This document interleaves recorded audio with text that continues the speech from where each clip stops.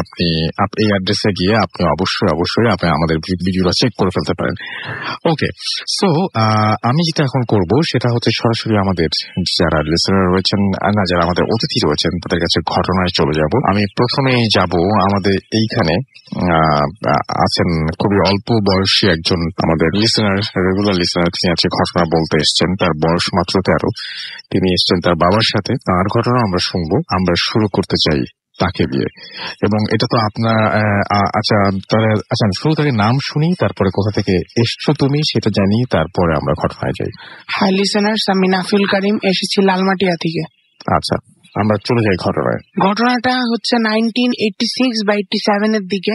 এই ঘটনাটা আসলে আমি জানতাম না, আমার ছোট মাথায় এত কিছু কাজ করেনি। কিন্তু একদিন উঠানে যখন আমরা এটা আমার গ্রামে বেড়ানোর সময় আমরা গল্প করছিলাম, তখন আমাদের মধ্যে এক খালা বলে উঠে যে এই মনে আছে উঠানে কি হয়েছিল। আমি একটু অবাক হয়ে গেলাম, কিন্তু সাথে সাথে আমি যেটা খেয়াল করলাম যে আমার খালা এবং অন্য সবাইরা জাস্ট এই জিনিসটাকে ধামাচাপা দিতে চাইলো। আমি কিছু বোঝার আগেই তারা অন্য টপিকে চলে গেল। আমি তারপরে ওই দিন রাত্রে আমার মেজো খালাকে জিজ্ঞেস করলাম যে কি হলো, যে সবাই মানে এরকম ধামাচাপা দিল কেন ব্যাপারটা, মানে এই উঠানে কি হয়েছিল আসলে। তারপরে আমার খালা বললো, কিন্তু আমার খালাকে আমি এটাও প্রমিস করেছিলাম, সরি রাসেল ভাইয়াসকে এটা ব্রেক করতে হচ্ছে, যে আমার মানে এই ঘটনাটা আমি কাউকে শেয়ার করব না এবং এটা স্প্রেড করব না। কিন্তু আমি মানে ঘটনাটা আমার ভালো লেগেছে বলে আমি আপনাদের সাথে শেয়ার করছি। আমার খালা বলেছিল যে ঘটনাটা ঠিক উনি ব্ল্যাক ম্যাজিকে একটা ঘটনাও বলবেন, প্লাস পজিশনে একটা ঘটনা বলবেন। এটা হলো 1986 বা 7 এর দিকে। আমার মেজো খালার মেয়ে সম্পর্কে আমার বড় আপু, সে আমার কাজিন। একদিন সে স্কুলে, তখন সে নতুন ভর্তি হয়, স্কুলে বেশ যাচ্ছিল, দিনও বেশ ঠিক ছিল। একদিন এক গরমের রাত্রে রাত 8:30 9টার দিকে আনুমানিক আমার খালা উঠানে যায় কিছু থালা বাসন ধোয়ার জন্য, এবং তখনই সে দেখে যে আমার খালার ওদের কাছের আত্মীয় বাড়ির চারপাশ দিয়ে ঘোরাফেরা করছে। তাদের সাথে আমার খালার রিলেশনশিপটা ভালো ছিল না, কারণ যে ওখান দিয়ে ঘোরাঘুরি করছিল সে একটু খিটখিটে স্বভাবের ছিল, মানে এটা কেউ পছন্দ করতো না। তাকে প্রায় গ্রাম থেকে সবাই তার থেকে বিরতই থাকতো। এবং আমার খালা জিজ্ঞেস করে যে ভাবি কি হয়েছে, তখন তিনি উত্তর দেয় যে মানে কনফিউজড এবং প্রচন্ড টেন্স। তিনি ওখান থেকে বলে না কিছু হয়নি বলে তিনি প্রায় রাশ করে চলে আসেন বাইরে। বেশ আমার খালা আর ওইটা নিয়ে কিছু ভাবে না। ওই দিন তারপর দিন দুপুরবেলা, মধ্য দুপুরে পরে 12টার দিকে পরে আমার খালাতো বোন রিক্সায় করে আসছিল। তখন তার প্রচন্ড মাথা ব্যথা, পেটে ব্যথা এবং সবকিছু সে ঝাপসা দেখছিল। সে বাসায় আসলো, তাকে ফ্রেশ হয়ে সে ঘুমালো, এবং ঘুমানোর পরে যে সন্ধ্যার পরে তার ঘুমটা ভাঙার পরেই সে সাথে সাথে ওখান থেকে সে ঘর থেকে বেরিয়ে একটা চিৎকার দিয়ে একটা চিৎকার দিয়ে সে ওখান থেকে জাস্ট ঘর থেকে চলে আসলো। এবং চলে আসার সাথে সাথেই সে জাস্ট গ্রামটা একদম আমাদের একটা সোজা মেঠো পথ, সেটা থেকে বেরিয়ে জাস্ট একদম আমাদের খালা বাড়ি থেকে শুরু করে সে একদম গ্রামের শেষ মাথা পর্যন্ত যেতে থাকে। এটা ঠিক গ্রাম বলবো না, এটা একটা এলাকা। যেতে থাকে এবং লোকজন প্রচন্ড বিরক্ত হয়ে যায়। প্রায় 2 ঘন্টা টানা সে চিৎকার করতে করতে দৌড়াতে এখান থেকে ওখানে ছুটতে থাকে। কেউ কিছু বুঝতে পারছিল না যে কি হলো। আমার খালাও খোঁজার চেষ্টা করেছে, সবাই খুঁজছে, কিন্তু খালি চিৎকারের আওয়াজটাই পাচ্ছে। আমার আপুকে আর খুঁজে পাওয়া যাচ্ছে না। সকালবেলা তাকে একটি গাছের নিচে পাওয়া গেলে মুরব্বীরা যখন ফজরের নামাজ শেষ করে তাকে বাসায় দিয়ে আসে। এবং ওই দিন দুপুর বেলাও সব ঠিক ছিল। ওই দিন রাত্রে আবার আমার আপু চিৎকার করে বাসা থেকে বেরিয়েছে এবং সেই সেম জিনিসটা আবার রিপিট করে রাত ভরে যে সে যা করেছিল। এরকম 3-4 দিন চলার পরে গ্রামের মানুষ একেবারে অতিষ্ঠ। এবং মাঝে মাঝে অনেকেই, আমি শুনেছি এগুলো, অনেকে জানালা খুলে দেখেছে যে আমার আপু যখন দৌড়াচ্ছে, তার চুল ছেড়ে দিয়ে দৌড়াচ্ছে, তখন পিছন একটা প্রায় আগুনের গোলা, একটা ফায়ার বল তাকে একটা ডিস্টেন্স রেখে আকাশের উপর দিয়ে তাকে ফলো করছে। এবং এটা অনেকেই দেখেছে, শুধু একজন না। তারপরে আমার আপু এরকম করতেই থাকে। করতে একদিন ওখানে এক চা দোকানদার, সে জাস্ট রেডিও শুনছিল, রেডিওতে অনুষ্ঠান শুনছিল। সে এক পর্যায়ে মানে বিরক্ত হয়ে গেল একেবারে, যে এটা তো আর মানে টলারেট করা যায় না, রোজ রোজ এরকম ঝামেলা। সে বাইরে বেরিয়ে খুব রুড হয়ে মানে আমার খালাতো বোনের কাঁধে হাত দিয়ে বললো যে এই মানে কি কি হয়েছে তোমার, এই বলা আসতে তোমার খালাতো বোন তার হাতটাকে ধরে একটা আছাড় মেরে মাটিতে ফেলে দেয় এবং সাথে সাথে তার মানে তারকে মানে মারপিট করা শুরু করে দেয় এবং তার হাতে কামড়ানো শুরু করে দেয়। এরকম করতে করতে আমার প্রায় তার একটা রক্তাক্ত হাল হয়ে যায় এবং যখন দেখবে যে একেবারেই লোকটা আর বাঁচবে না, লোকটা মারা যাবে, তখনই আমার আপু সেখান থেকে প্রস্থান করেন এবং মানে আবার দৌড়াতে দৌড়াতে তার কাজটি সে চালিয়ে যায়। এবং তারপরের দিন সকালেও তাকে ওই এক গাছের নিচে পাওয়া যায়, একটা গাছের নিচে। এরকম করে লোকজন মানে এটা গ্রামের জ্ঞানী গুণী যারা, তারা মুরব্বীরা, তারা সবাই আমার খালুকে সাজেস্ট করে যে এটা শুধু মানে একটা মানে এটা কোনো প্যারানর্মাল বিষয়, এটা কোনো না, এটা সুপার ন্যাচারাল বিষয়, এটা এখন আর ওর অসুস্থতার মধ্যে পড়ে না। তারপরে আমার আপু এরকম করতে থাকে, কিন্তু মানে একদিন প্রায় প্রথম বুদ্ধিটা দেয় গ্রামের এক মুরব্বী যে তোমরা কয়েকজন 4-5 জন ছেলে মিলে ওকে ধরে ওকে ওর বাড়ি এনে বেঁধে রাখবে এবং যখন এই 4-5 জন যুবক ছেলে এই কাজটা করতে যায়, তখনই আমার খালাতো বোন তাদের মানে অবাক হয়ে গেছে সবাই যে তাদের প্রায় মেরে একটা, সবাই কিন্তু একসাথে ঝাঁপিয়ে পড়েছিল, তাদের মেরে প্রায় আবারও সে রক্তাক্ত হাল করে। এবং এই একটা 5 থেকে 6 বছরের মেয়ের আতঙ্কে সারা গ্রাম সারা এলাকা প্রায় ভয় মানে আতঙ্ক থাকতো এবং সব জায়গায় খালি একটা কথা যে ওর কাছ থেকে দূরে থাকতে হবে। তার সহপাঠীদের দেখলেও সে এরকম তাদের সাথে ও খারাপ ব্যবহার করতো এবং আরো এমনকি সবচেয়ে বড় বিষয় হলো এমনকি এক সহপাঠীকে মেরে প্রায় তারও একই অবস্থা করেছিল। এবং এটার পরে কয়েকদিন পরে গ্রামের লোকরা মিলে একটা মিটিং বসালো যে এটার তো কিছু একটা করতে হবে, আর কতদিন ভয়ে থাকবো। প্রথমবার যে মিটিংটা হয়েছিল, প্রথমবার মিটিং হওয়ার পরে উঠানে একটা বড় একটা কাঠের টেবিল, সেটাকে ঘিরে সবাই বসেছিল এবং গ্রামের সবাই এটা ডিসিশন নিচ্ছিল যেটা কি করা যায়। হঠাৎ করে জাস্ট একটা আগুনের গোলা হঠাৎ করে কোত্থেকে সে স্পিডে এসে টেবিলটার সাথে ক্ল্যাশ করে এবং সাথে সাথে একটা এক্সপ্লোশন হওয়ার সাথে সাথে যে 2 জন ছিল একদম টেবিলের ও 2 প্রান্তে, তারা একটা ছিটকে পড়ে যায় এবং ছিটকে তাদের শরীরে অনেক বার্ন হয় এবং তারপরে যে যার মতন ওই দিন দৌড়ে বাসায় পালিয়ে যায়। আমার খালু ওই দিন খুব ভয় পায়, তবুও সে কিছু বলে না। তার পরের দিন যে মিটিংটা হলো রাত্রের বেলা, ওই দিন রাত 8:30টার দিকে, পরের দিনে মিটিং এ সবাই বসে মিটিং করছে। এখন মিটিং এ একটা প্ল্যান বানাবে, সে প্ল্যানটা আমি একটু পরে বলছি। মিটিংটা যেই শেষ হয়ে যাওয়ার সাথে সাথে আমার আপুকে ওই দিন আসলে বেঁধে রাখা হয়েছিল ঘরের দরজাটা ছিল 2টা পার্ট, একটা কাঠের দরজা, এবং আমার আপু একটা লাথি মেরে দরজাটা ভেঙে জাস্ট খালি এটুকুই বলে যে তোরা আমার কিছু করতে পারবি না, করলে তোদেরই ক্ষতি হবে। এই বলে আমার আপু আবার গ্রামের বাইরে বেরিয়ে যায়। এবং এরকম চলতে চলতে অনেকেই যারা এখান দিয়ে যারা রিক্সা গেছে বা এরকম কোনো যানবাহন গেছে, তারা দেখতে পাচ্ছে যে আমার খালার বাসার টিনের চাল দিয়ে মানে একটা আগুনের গোলা চারদিক দিয়ে ছুটে বেড়াচ্ছে এবং এইটা দেখে অনেকেই ভয় পেয়েছে। এমনকি এখন যে প্ল্যানটার কথা বলছিলাম, প্ল্যানটা হলো যে আমাদের এক রাখাল ছিল নাম মাসুদ, তাকে বলেছিল যে ওর যে এই অবস্থা, ওকে কেউ ধরে নিয়ে আসতে পারবে না। গ্রামের মানে এলাকার একদম শেষ প্রান্তে একজন মহিলা থাকতো। সে মহিলা, উনি আসলে একটা গুহার মতন জায়গায় থাকতেন, এখান থেকে বেরোতেন না। ওই জায়গাটায় মানে সে জাস্ট ব্ল্যাক ম্যাজিশিয়ান আমি বলবো না, সে ব্ল্যাক ম্যাজিক কে ব্যানিশ করার চেষ্টা করত। সে মাসুদ সেই রাখাল, সে মানে সে তার কাজটাই করে। সে প্রথমে আমার আবুকে ডিস্টার্ব করে 8টা-9টার দিকে। এবার আপুকে বলে যে তুমি তো ঠিক হবা না কোনোদিন, তুমি পাগল, বলার পরে আমার আপু তাকে তাড়া করতে করতে সে গুহার কাছে পৌঁছে যায়। মানে আপু না জেনে অন্ধকারে গুহার ভিতর ঢুকেই সে চুপ করে মানে ফ্রিজ হয়ে একটা জায়গা চোখ বন্ধ করে বসে পড়ে। ওইখানে তার থেকে কিছু ডিস্টেন্সে জোড়াসন করে একটা মহিলা বসে আছে এবং মুসকি মুসকি হাসছে আর বলছে যে ওকে তো ব্ল্যাক ম্যাজিক করা হয়েছে। এই বলে তিনি আমার খালা বলছে যে এরকম বড় মোম আর তিনি কোনোদিন দেখে নাই। মানে 2টা মোম একটা পাশে আরেকটা একদম লাগিয়ে রেখে সাথে সাথে মোমগুলি জ্বালিয়ে দেয় এবং তখনই মোমের আগুনের উপর থেকে একটা হাওয়ায় ভাসা অবয়ব চারদিকে ছড়িয়ে পড়ে এবং অবয়বটা মানে এত ক্রিস্টাল ক্লিয়ার ছিল, সবাই বুঝে যায়, এখানে যতজন ছিল জ্ঞানী গুণী লোকেরা সবাই বুঝে যায় এটা সেই আত্মীয় যে নাকি বাসা দিয়ে সেদিন ঘুরঘুর করছিল। এবং আমার আপু তারপরে অবয়বটা ঠাস করে নিভে যায়, এবং নিভে যাওয়ার পরে সবাই মোম দুটাও নিভে যায়। তখন মহিলা মুচকি এসে বলে যে এটা এখন কেটে গেছে, কিন্তু এখন মানে এইখানে এই সমস্যা এইখানেই শেষ না। এই আসলে উনি নিঃসন্তান বলে এই কাজটা করতে চেয়েছে, এবং এখন যদি ওনাকে না থামান তাহলে উনি আরো কোনো বড় একটা ঘটনা ঘটাবে, এবং এই ঘটনাটার কারণে গ্রামের অনেক বাচ্চার মৃত্যু বা বড় কোনো ক্ষতি হবে। তাই ভালো হবে আপনারা এই ব্ল্যাক ম্যাজিশিয়ান যে তাকে ধ্বংস করেন, এবং সে এতক্ষণে জেনে গেছে। কারণ আপনারা যেহেতু জানেন, মানে আপনারা যেহেতু জানেন না, আমি একটা কথা আপনাদের বলে দিই। আপনাদের বাড়ির পিছনে সে যে ঘুরঘুর করছিল, আসলে সে একটা ছোট একটা মূর্তি, পিতলের মূর্তি ওখানে পুঁতে দিয়ে গেছে, এবং এই মূর্তিটা ফেটে মাটি ফুঁড়ে বেরিয়ে এসেছে।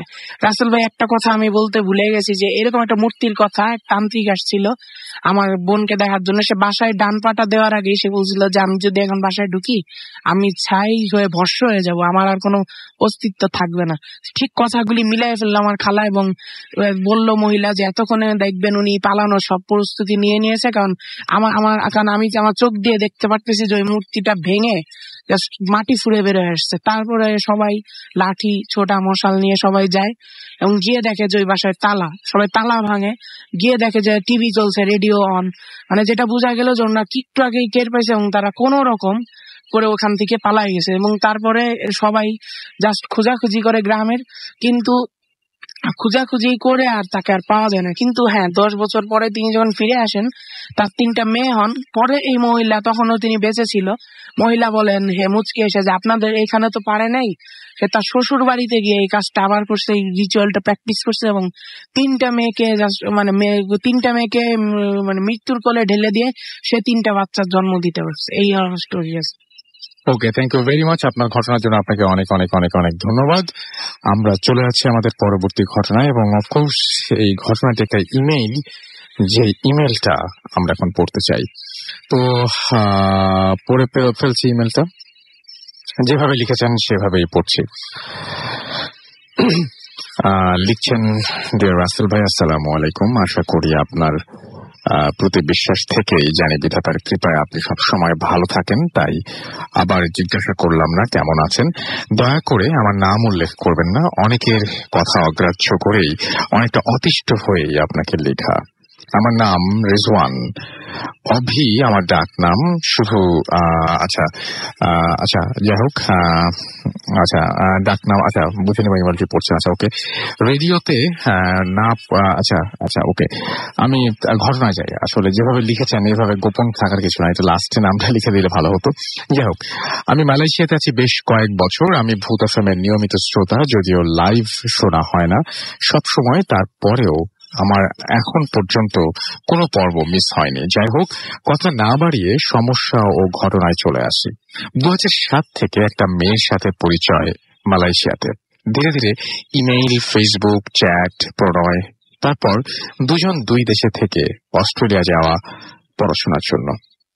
অনার্স শেষ করার পর তার একটি মাত্র বাক্যের উপর নির্ভর করে আমার মালয়েশিয়া আসা এবং বিয়ে করা, সকলের সাজেশন উপেক্ষা ও ইচ্ছা উপেক্ষা করে। প্রপোজ বলেন আর যাই বলেন, কথাটা ছিল আমি আচ্ছা আমাকে কি বিয়ে করবে। আমাকে বিয়ে করবে। আমি না করার সাহস পাইনি, কারণ সে আমার অনেক ভালো বন্ধু ছিল। আমি চাইতাম ওকে, কিন্তু ওকে জানানোর মতো সাহস হয়নি কখনো, কারণ সে ছিল হিন্দু। মালয়েশিয়ায় তামিল মেয়ে, ধর্ম, দেশ, ভাষা, কালচার সবই আলাদা। বুঝতেই পারছেন কতটুকু প্রেশার ফেস করতে হয়েছে আমাদের দুই পরিবারের পক্ষ থেকে। আমাদের মেনে নিয়েছে, কিন্তু তার ফ্যামিলি তেমন ভাবে আর সিন ক্রিয়েট করেনি বিয়ের আগে যা করেছিল তাই। সবচেয়ে ভৌতিক পার্ট এইখানেই, ও আমাকে অনেক প্যারানর্মাল ব্ল্যাক ম্যাজিক স্টোরি বলতো মালয়েশিয়া সম্পর্কে। ও নিজেরও অনেক অভিজ্ঞতা আছে বলতো। গল্প হিসেবে নিতাম। অ্যাজ এ মুসলিম, জিনে বিশ্বাস আছে। আমার দুষ্টু জিন থাকতেই পারে মানুষকে হ্যারেস করার জন্য, তাই পাত্তা দিতাম না, জাস্ট গল্প হিসেবে দিতাম। কিন্তু বিয়ের পরে লক্ষ্য করলাম অনেক প্রবলেম ফেস করতে হচ্ছে, এবং বিয়ের পরে অনেক প্রবলেম ফেস করতে হচ্ছে। এবং সেই প্রবলেমগুলো কিরকম, সেটা হচ্ছে যে যেমন প্রায় অসুস্থ থাকা, মেজাজ খিটখিটে থাকা, ছোট ছোট জিনিস নিয়ে তুমুল ঝগড়া করা, ঠিক মতো ঘুমোতে না পারা। ও যখনই বাসায় থাকে ফিল করে যে ওর সাথে কেউ আছে, মাঝে মাঝে বিদ্ঘুটে গন্ধ, আষ্টে গন্ধ। আমাদের প্রতিটা রুম থেকেই অ্যাটাচ বাথরুম, এবং যখন গোসল করতে যায় ওর মনে হয় কেউ যেন ওকে দেখছে। যখন ঘুমোতে যায় মনে হয় ওর গায়ে কেউ হাত বুলিয়ে দিচ্ছে। ঘুমের মধ্যে হঠাৎ চিৎকার করে ওঠে। আমি ভাবলাম হয়তো হয়তো এটা মনের ভুল, সবসময় দুশ্চিন্তা করে, তাই হয়তো ওকে নিয়ে একজন ভালো সাইকিয়াট্রিস্টের কাছে কথা বলা দরকার। সরাসরি বলে দিল যে ওর কোনো সমস্যা নেই, সাইকিয়াট্রিস্ট ঠিক মতো ঘুমালেই সব ঠিক হয়ে যাবে। কিছু ঘুমের ওষুধ দিয়ে দিলেন, কিছুতেই কোনো লাভ নেই। বিয়ের প্রায় 2 বছর পরে ও একদিন বলেই ফেললো যে ওর মা ব্ল্যাক ম্যাজিক জানেন এবং ওকে বলেছিল ও কিভাবে সুখী হয় দেখে নেবে। এরপরে স্থানীয় এক হুজুরের কাছে যাই। তিনি কিছু পানি পড়া দেন এবং বলেন যে সারা ঘরে ছিটিয়ে দিতে এবং কিছু পানি দিয়ে গোসল করে বাকিটা খেয়ে ফেলতে। যা বললেন করলাম। বিলিভ মি, যখনই পানি ছিটিয়ে দিয়েছি মনে হচ্ছিল যে ছাদ মাথায় ভেঙে পড়বে এমন শব্দ। লজিক্যালি চিন্তা করলাম, আমরা থাকি 7 তলায়, 8 তলায় একটা ফ্যামিলি থাকে, 2 জন বেবি সহ।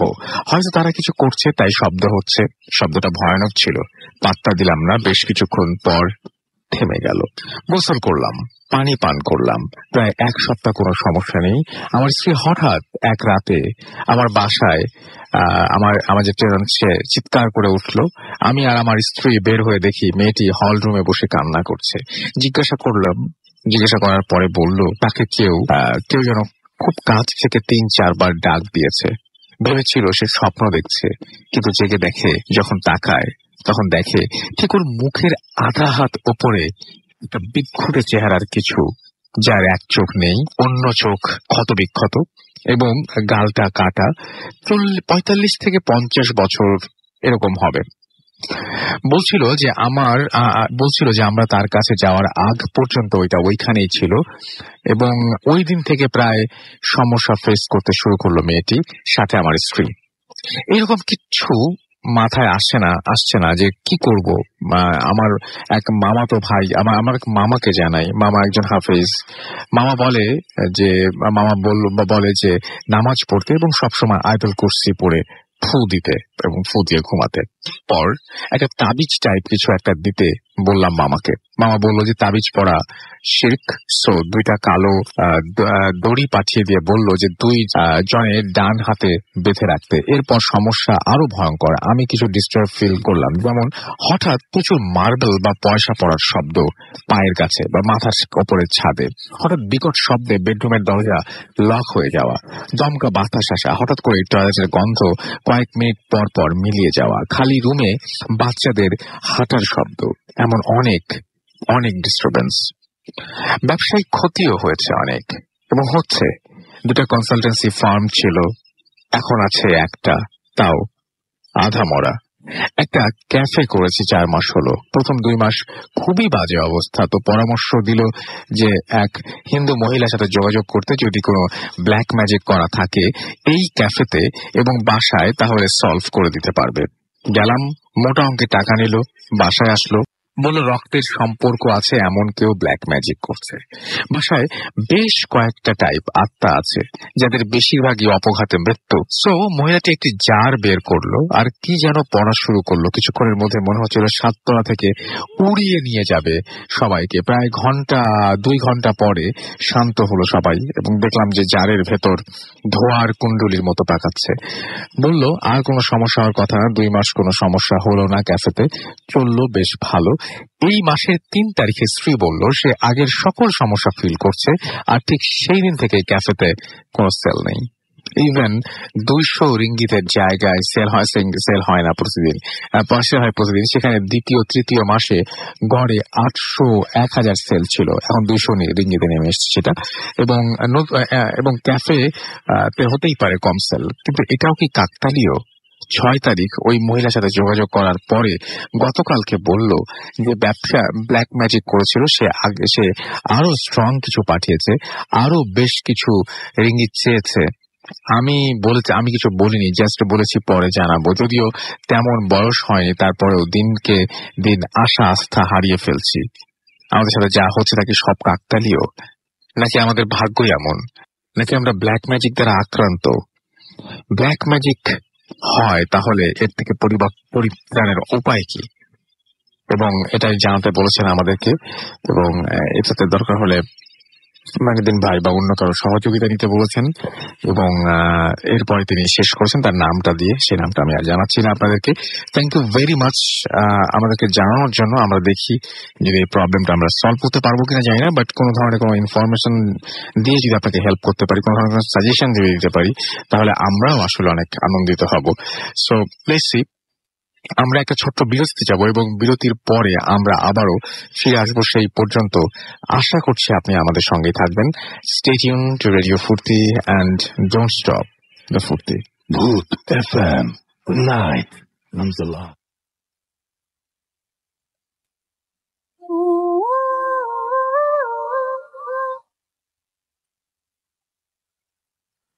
That's right. The night comes alive. The night comes alive with গ্রামীণ ফোন। শুনছেন সবসময় রেডিও ফুর্তি 8.0 FM। আমি রাসেল আছি, সাথে আমার সাথে রয়েছে মাসুম ভাই এবং আজকে অতিথিরা। আপনাদের সবাইকে আরো একবার স্বাগত জানাচ্ছি প্রথমে। আর সেই সাথে কিছু SMS পড়ে ফেলে। সাইদ আখি আমাদের SMS করেছেন নারায়ণগঞ্জ থেকে এবং আমাদেরকে তিনি বলছেন যে জীবন্ত লাশ হয়ে শুনছি। তাশফিক আহমেদ আমাদের লিখছেন রাজশাহী থেকে, বহরমপুর থেকে, এবং ব্ল্যাক ম্যাজিকের পজিটিভ কোন দিক আছে কিনা জানতে চেয়েছেন। আচ্ছা, আসছি সেই প্রসঙ্গে। আমার তো জানার মতো নাই, একেবারেই নাই। হিমেল অনেকে বলেন যে আমরা মানে মানুষের ভালো করার জন্য করি, তারপরে ব্ল্যাক ম্যাজিক দিয়ে ভালো করা, সেই ভালো করা অ্যাটলিস্ট আমি ওই ভালো করাতে রাজি না আর কি। আমি এই ধরনের কোনো হেল্প কোনোদিন নিতে চাইবো না। আমাদেরকে এছাড়া দেখতে পাচ্ছি যে খুলনা থেকে আনোয়ার এবং তার ওয়াইফ আফরিন আমাদের SMS করেছেন এবং তিনি বলেছেন যে আচ্ছা ভিডিওগুলো টুইটারে আপলোড করতে বলেছেন। রাইট, ওকে, এখন থেকে টুইটারে আপলোড করে দেবো আপনাদের জন্য। মিরাজ আমাদের SMS করেছেন, মিরাজ আমাদের লিখেছেন এবং গোলাম রাব্বি আমাদের মিডফোর্ড থেকে লিখেছেন এবং আমাদেরকে দেখতে পাচ্ছি তিনি বলছেন প্রথমে সবাইকে পবিত্র মাহে রমজানের শুভেচ্ছা। পরশুদিন থেকে মাহে রমজান, পরশুদিন মতো কালকে থেকে হিসাবে, কালকে থেকে। তো আপনাদের সবাইকে এই শুভেচ্ছা আমি জানাতে চেয়েছিলাম, ভুলে গিয়েছিলাম আবার। এন্ড আশা করছি যে অনেক ভালো কাটবে। আমার কাছে মানে পুরো বছরের মধ্যে এই একটি মাস সবচেয়ে বেশি ভালো লাগে। মানে আমার কাছে সবচেয়ে বেশি ভালো লাগে শুধুমাত্র রমজান মাসের যে সবাই রোজা রাখেন এই ব্যাপারটা, কেমন যেন আমার কাছে প্রতিটা দিনই উৎসব উৎসব মনে হয় এবং মনে হয় যে আজকেও কিছু একটা ঘটবে, এরকম কিছু একটা, মানে ভালো একটা কিছু ঘটবে, আজকে ভালো একটা কিছু ঘটবে। সবসময় এই ফিলিংটা আমার ভেতরে কাজ করে। অভিজিৎ আমাদের SMS করেছেন সৌমিক, এছাড়াও আনাম আমাদের SMS করেছেন, ফারুক হুসাইন আমাদের SMS করেছেন নাটোর থেকে, উদয় আমাদের SMS করেছেন, এছাড়া আমাদেরকে মহিউদ্দিন ফরিদপুর থেকে SMS করেছেন, পিউল রহমান বাগেরহাট থেকে আমাদের SMS করেছেন, সুজন সিলেট থেকে SMS করেছেন, ইমেলের প্রশংসা করেছেন পিউল। এছাড়াও পটুয়াখালী থেকে নায়ন আমাদের SMS করেছেন, আমাদেরকে SMS করেছেন প্রাঞ্জল এবং তমা কক্সবাজার থেকে ভূতাকাম শুনছেন 2011 থেকে তারা। মিরাজ আমাদের SMS করেছেন রংপুর থেকে সরাসরি শুনছেন। রনি আমাদেরকে SMS করেছেন এবং সাথে আছি জানিয়েছেন। নিশাত আমাদের রাজশাহী থেকে বলছেন খুব ভালো লাগছে। শাহরিয়ার না SH আবরার হাজারিবাগ থেকে আমাদের সঙ্গে আছেন এবং তিনি বলছেন যে ভাই ভয় পাচ্ছি না ভাই। ওকে, আমাদেরকে SMS করেছেন দেখতে পাচ্ছি MD মাহিম উদ্দিন ফেনী থেকে, অনেকদিন পর তিনি লাইভ শুনছেন। পলাশ আমাদেরকে SMS করেছেন এবং আমাদেরকে SMS করেছেন দেখতে পাচ্ছি হাসান খান বিশ্বনাথ সিলেট থেকে এবং তিনি আমাদের সঙ্গে আছেন। এবং আমাদেরকে হিমেল পান্ডে গুলশান 2 থেকে SMS করেছেন, লিখেছেন ভালো হচ্ছে। তাসিন আমাদের SMS করেছেন ফুর্তি মগবাজার থেকে। জনি শুনছেন আমাদেরকে। ওই ফয়সাল আমাদের সাথে আছেন। এছাড়া আমাদের সাথে আরো অনেক আছেন, পরাগ আছেন, পনির আছেন, রুমিন আছেন শ্রীমঙ্গল থেকে, আলিফ আছেন খুলনা থেকে, তারেক আছেন খুলনা থেকে। আরে খুলনা তো জমে গেছে আজকে, তো খুলনার প্রচুর মানুষ। আমি খুলনা থেকে প্রচুর ঘটনা চাই, খুলনার মানুষরা সবসময় পার্টিসিপেট করুক সেটা চাই, কারণ খুলনা থেকে সবসময় মানে we got beautiful stories from Khulna. এখন কেন যেন মানে আমাদের খুলনার অনেকদিন ধরে মানে কি বলবো, আই ডোন্ট নো যে কি হয়েছে, বাট আমার মনে হয় যে আমি আবারও পাবো, অ্যান্ড আমি আশায় আছি সেটার। চলে যাই আমরা ঘটনায়। আমাদের সঙ্গে আছেন আহমেদ বাবু ভাই, অ্যান্ড তার কাছে ঘটনায় যাব। আমরা চলে যাই বাবু ভাইয়ের কাছে। থ্যাংক ইউ রাসেল ভাই। Thank you. অডিয়েন্সরা সবাই আশা করি ভালো আছেন। একটু ব্ল্যাক ম্যাজিক সম্পর্কে হ্যাঁ, আমরা একটু আগে যে ঘটনা শুনলাম তার সবচেয়ে মানে বেশি যে মানে ভয়ঙ্কর পার্টটা আমার কাছে মনে হচ্ছে। চিন্তা করেন যে একটা মানুষ মানে কতখানি ডিস্টারবেন্স এর মধ্যে দিয়ে যাচ্ছে, ডিস্টার্ব করছে তাকে কত ভাবে। ঘুম ভেঙে উঠে যদি কাউকে দেখা যায় এরকম অস্বস্তিকর একটা অবস্থা, কারো অস্তিত্ব টের পাওয়া, আর কাউকে মুখের উপরে দেখা এবং কারো কাছ থেকে কোনো কিছু শুনতে পাওয়া, এগুলো সব তো মানে ব্ল্যাক ম্যাজিক। অবশ্যই ব্ল্যাক ম্যাজিক, অবশ্যই। আর সেকেন্ড যেটা বললো যে ব্ল্যাক ম্যাজিক, একজন প্রশ্ন করলেন যে ব্ল্যাক ম্যাজিকের পজিটিভ কোনো দিক আছে, কি মনে হয় আসলে ব্ল্যাক ম্যাজিকের কোনো পজিটিভ সাইড নেই রাসেল ভাই। Black magic itself is like simple ভাষায় কুফরি কালাম একদম, এবং এটার স্থায়িত্ব যতদিন পৃথিবীতে সে বাধা না পাবে ততটুকু টাইমেই, এবং তাকে অবশ্যই আল্লাহর কালাম দিয়ে বাধা দেওয়া যায়, এবং পৃথিবীর জীবন শেষ মানে সেই মানুষটার জীবনটাই শেষ। হ্যাঁ, আর সবচেয়ে বড় কথা কি, অনেকে বলেন না যে আমি এটা আসলে মানুষের উপকারের জন্য করি, আমার মনে হচ্ছে এরকম উপকার দরকার। You can not stop evil by doing evil. একদম একদম, সেটাই থামানো যায় না এর সামনে। হ্যাঁ, সেটাই আমার মনে হয় যে একটু ছোট উদাহরণ, যদি কেউ গোস্ট রাইডার মুভিটা দেখেন, হ্যাঁ সেখানে ওই যে সোল যে সেল করে দেয়, তারপরে কি ধরনের কি হয় এটা দেখলে আপনারা একটু মেটাফরিক আকারে বইটা সিনেমাটা কমিক থেকে বেস করে এসছে, বাট সাবজেক্টটা কিন্তু মেটাফরিক, ওরা কিন্তু বুঝাইছে ব্যাপার। হ্যাঁ, এরকমই হয় একদম। এবং না, যেহেতু ব্যাপারটা হচ্ছে মেটাফরিক হলেও এই টাইপের অনেক কিছু কিন্তু আপনি অনলাইনে পাবেন। এই যে আত্মার সেল করে দেওয়া, সোল সেল করে দেওয়া, হ্যাঁ এই টাইপের জিনিস কিন্তু অনেক অনেক অনলাইনে আছে কিন্তু। সো হ্যাঁ, মানে জিনিসটা অনেক চমৎকার করে বুঝেছে যে মানে কিছু বেনিফিটস হয়তো ইমিডিয়েটলি পাওয়া যায়, but in the long run মানে সে কিন্তু আলটিমেটলি লুজার হয়ে যায়, এবং লং রান মানে কি ফর ইটারনাল লাইফ লুজার। একদম একদম। তো আমার কাছে যেটা মনে হয় যে অবশ্যই সেটাই। আমরা চলে যাই ঘটনা। ওকে রাসেল ভাই, এই ঘটনাটা হচ্ছে একজনের, তার নামটা আমি বলতে পারবো না, neither the location neither the time, কারণ এটা তার পার্সোনাল একটাই। আমি তার কাছে বলে নিয়েছি যে আমি শেয়ার করলে সবকিছু গোপন রেখে করবো। ওকে, নো প্রবলেম। কোন একটা সময় সে আমাকে রিকোয়েস্ট করে যে তাদের বাসায় একটা ফ্ল্যাট আছে এবং সেই ফ্ল্যাটটাতে কেউ ভাড়াটিয়া থাকতে পারে না। আচ্ছা। এবং তারা যে কয়বারই ভাড়া দিয়েছে এবং তারা নিজেরা কিছু বলেনি ভাড়াটিয়াদেরকে যে এখানে কিরকম কিছু ঘটে বা সামথিং লাইক দ্যাট। ভাড়াটিয়ারা নিজের অন্য আশেপাশের যে উপর নিচের ফ্ল্যাটের থেকেও কোনো ইনফরমেশন পায়নি, বাট তারা উঠেছে, দেখা গেছে 2 মাস থেকে তাড়াতাড়ি চলে গেছে। And it's not because of the environment খারাপ না, এনভায়রনমেন্ট মানে আশেপাশের যে এলাকার এনভায়রনমেন্ট ভালো, একটু আপনার একটু কোয়াইট এরিয়া, হ্যাঁ, মানে মানুষজন কম আশেপাশে, মানে আপনি বুঝতে পারছেন ঢাকা শহরের কিছু অঞ্চল এখনো কোয়াইট আছে, সো এলাকাটা কোয়াইট এবং সবকিছু মোটামুটি বেরোলে কনভিনিয়েন্ট শহর, বাট এরকম। তা আমি ওর কাছে শুনে বলেছি যে হ্যাঁ এরকম, তো আমি শুনেছি অনেক জায়গায় এরকম থাকতেই পারে, মানে খালি বাসা বহুত। তো অনেকবার রিকোয়েস্ট করার পর একদিন আমার সময় হলো আর কি, এরকম রাত 8টা 9টার সময় আমি একটু সময় পেলাম যাওয়ার জন্য। সো ওই সময়টা এরকম বৃষ্টিরই ছিল আর কি। সো এনিওয়েজ, তা আমি যখন ওর ওখানে যাই, ওর সাথে কন্ট্যাক্ট করি যে আমি তোমার বাসায় আসবো, আমার সময় বেশি নেই, আধা ঘন্টা 1 ঘন্টা আমি থাকতে পারবো আর কি। তো সে রাজি হলো, তো আমি ওখানে গেলাম বাইক নিয়ে। সো যাওয়ার পথে কিন্তু রাসেল ভাই লাইক নর্মাল রাস্তা বা সামথিং এরকম কিছু হয়নি, বাট একটা আশ্চর্য ব্যাপার, ঝড়ো হওয়াটা শুরু হলো তার বাসায় ঠিক পৌঁছানোর আগে। করে মনে হলো যে একটা দমকা বাতাস, ব্যারিয়ার বলা যায়, হ্যাঁ, কাইন্ড অফ লাইক মানে দমকা একটা হাওয়া, মানে লাইক আমি ভাবলাম যে একটা ঝড়ো হাওয়া হতেই পারে, বৃষ্টির সিজন, ঝড়ের সিজন, বৈশাখের সিজন। তো আমি কিছু না মনে করে গেলাম, ওকে কল করলাম, ওর কল কানেক্ট হচ্ছে না বারবার। তো বারবার বলছে যে নাম্বার বিজি, টুট করে শব্দ করে এঙ্গেজ সন্ধে কেটে যায়। তো কয়েকবারের পর ও কানেক্ট হলো, বললো যে ভাইয়া আমি তো ওয়েট করতেছি আপনাদের। আমি বললাম তোমার বাসার নিচে আসো তুমি। তো আসলো, এসে আমাকে নিয়ে গেল। তো ফ্ল্যাটটাও এলিকুয়েন্টলি বললাম না আসলে যে কোন ফ্ল্যাটে আর কি, আমাকে ফ্ল্যাটে নিয়ে গেল। তো আমার কাছে না রাসেল ভাই, আই ডোন্ট নো ইফ আমি আগের থেকে শোনার কারণে কিনা বাসাটা সম্বন্ধে আমার বেশ খারাপ লাগছিল প্রথম।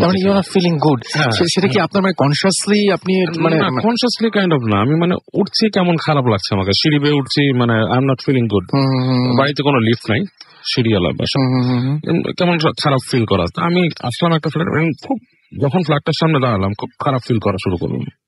মানে কোনো ভালো ফিল না, মানে কেমন যেন একটা অস্বস্তিকর ফিলিং, লাইক না আসলে ভালো, তো কেন আসছি, ভাল লাগতেছে না, বা টাইম ওয়েস্ট। কিন্তু মানে তখন কি আপনি জাস্ট এই ফিলিং গুলো হচ্ছিল, মানে কি আপনি কি আপনার মধ্যে ছিলেন নাকি? হ্যাঁ, আমি লাইক আমার মধ্যেই ছিলাম, আমি কনসিয়াসলি নর্মালি ছিলাম, এবং আমি ফিল করতেছি যে ভাল লাগতেছে না, something like that, I should. তো ও বললো যে, এবং আমি ঘামছি, খুব গরম ঘামছি, তো ও বললো যে ভাই আপনি কি ফ্ল্যাটে ঢুকবেন? তো ও দেখলাম যে ও ঢোকার প্রতি, যদিও নিজেদের ফ্ল্যাট, তার নিজের ঢোকার খুব একটা আগ্রহ তার নাই ভেতরে। তারপরে সে ফ্ল্যাটটা খুললো, তালাটা খোলার পর একটা মানে যেমন আপনি একটা বদ্ধ ঘরের মধ্যে ঢুকলে যেরকম একটা ব্যাপার স্যাপার সেরকম তো থাকি, একটা গন্ধ আসতেছে। তো যখন ফ্ল্যাটে ঢুকলাম রাসেল ভাই, বাইরে কিন্তু গরম। আপনি দেখবেন যে এই বৈশাখ মাসে কিন্তু বেশ গরম থাকে, যেমন আমাদের কয়দিন আগে দাবদাহ ছিল, এরকম না হলেও বেশ গরম, কিন্তু রুমটার ভেতরেই কিন্তু বেশ একটা ঠান্ডা একটা পরিবেশ। আচ্ছা, মানে বেশ কোল্ড, মানে আপনার মনে হচ্ছে যে আপনি টেম্পারেচার ফিল করতে পারতেছেন, যে নর্মাল থেকে একটা লাইক এয়ার কন্ডিশন রুমে ঢুকলে যেরকম, সেরকম একটা ডিফারেন্স। তা আমি একটু মানে অবাক হলাম ভিতরে ঢুকে, যে হঠাৎ করে এখান থেকে এয়ার কন্ডিশন নাই, কিচ্ছু নাই, এবং জানলাগুলো যে খুব একটা খোলা তা না, একটা জানলা একটু খোলা ছিল কাছ থেকেই। তা আমি ভিতরে ঢুকলাম, ঢোকার পর বললাম লাইট নেই, বলতেছে না ভাইয়া সরি লাইট নাই, আপনি বসেন, আমি চার্জ লাইট নিয়ে আসি, আর আপনি তো আসছেন এক্সপিরিয়েন্স করতে। তো আমার তখন একটা জিনিস নর্মাল কিন্তু না, মানে অবশ্যই, এবং আমার কিন্তু তখন একটা সন্দেহ হয়েছে রাসেল ভাই, যে এটা হতে পারে একটা প্রি প্ল্যান কিছু, আমাকে ভয় দেখানো বা এরকম এরকম অনেক কিন্তু দু একজন মানুষ আমাকে ভয় দেখানোর চেষ্টা, সেটাই আমি এটা মনে করে নিয়ে মনে মনে হাসলাম, বললাম যাও তুমি লাইট নিয়ে এসো, আমি আছি এখানে, চাদর নিয়ে এসো। তা আমি ঢুকলাম, তো ঢোকার পর আমি যেটা করছি রাসেল ভাই, ভেতরে ঢুকে দরজাটা ভেতর থেকে বন্ধ করে দিছি। সো দেয়ার টু রিজনস, একটা যদি দরজাটা খোলা রাখি, অনেক সময় কেউ ভয় দেখানোর চেষ্টা করলে চালাকি করে কেউ ভেতরে ঢুকতে পারে, আর একটা জিনিস কেউ যাতে বেরোয় যেতে না পারে। হ্যাঁ, এই দুটো জিনিস আমি মানে মনিটর করার জন্য আমি দরজাটা লাগাই দিছি, আমার মোবাইলের যে ফ্ল্যাশ লাইট ওটা জ্বালাইছি, জ্বালা আমি হেঁটে হেঁটে আস্তে আস্তে করে পাশের রুমটা গেছি, দেখতেছি কি কি আছে। আচ্ছা, এবং আমি খুব কনসিয়াসলি চেষ্টা করতেছি কেউ লুকায় আছে কিনা বাসার মধ্যে, ভয় দেখানোর জন্য এরকম। আমি কিন্তু আলটিমেটলি ওদের যে দুইটা বেডরুম, দুইটা বাথরুম, বারান্দা, সব জায়গায় গেছি রাসেল ভাই, এবং আমার লাইট মেরে কিচ্ছু কাউকে পাইনি, মানে ইটস লাইক এমটি হাউস। কিন্তু ব্যাপারটা হচ্ছে রাসেল ভাই, যখন এটা এখন আমার গুজবাম্প হয়, আমি যখন বাথরুমের দরজা খুলতেছি, তখন আমার কেন জানি মনে হচ্ছিল ভেতরে কেউ আছে। এখন এটা এমন হতে পারে যে আমার নিজের ভেতরে ফিলিংস, একটা এমটি বাড়ি, এটা সম্বন্ধে কথা শুনছি, but I don't know, but I felt like there is something. উনি কি একাই থাকেন এরকম কিছু না, মানে আরো ফ্যামিলি মেম্বার? পুরো ফ্যামিলি আছে উপরে, তাদের নিজের বাড়ি আর কি। মানে আপনি ফিল করছিলেন যে মানে কেউ নাই, এমটি হাউস এরকম কিছু, কিন্তু বাড়িটা কিন্তু একটা মানে এমনি বাসা, সেখানে বুঝতে পেরেছি। তো ওই ফ্ল্যাটটাতে অ্যাবান্ডন কোনো কিছু না, ওই ফ্ল্যাটটাতে কোনো কারণে মানে ভৌতিক কিছু কার্যকলাপ হয়, এবং এটা আমি বলবো আপনাকে পরে যে কি হয়। সো আমি যখন দেখলাম যে আমার মনে হচ্ছে যে বাথরুমের মধ্যে কেউ আছে, এরকম মনে হচ্ছিল, খুললাম দেখি কেউ নেই, জাস্ট লাইক নর্মাল থিং। তা আমি আবার পুরো বাসাটাকে চেক ইন করে আমি আপনার ওই ড্রয়িং রুমে এসে দাঁড়ালাম ওখানে, ও কিন্তু তখন আসছে না। এর মধ্যে আমার কাছে মনে হলো পাশের রুমে খসখস খসখস শব্দ হচ্ছে, মানে লাইক somebody's in there.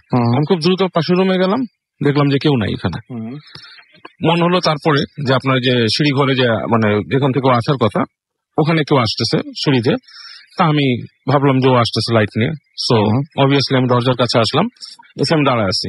তো মনে হচ্ছে সিঁড়ি দিয়ে কেউ উঠলো, উঠে ঠিক ওই যে ল্যান্ডিং এ আসলো, কিন্তু দরজা আর নক হচ্ছে না।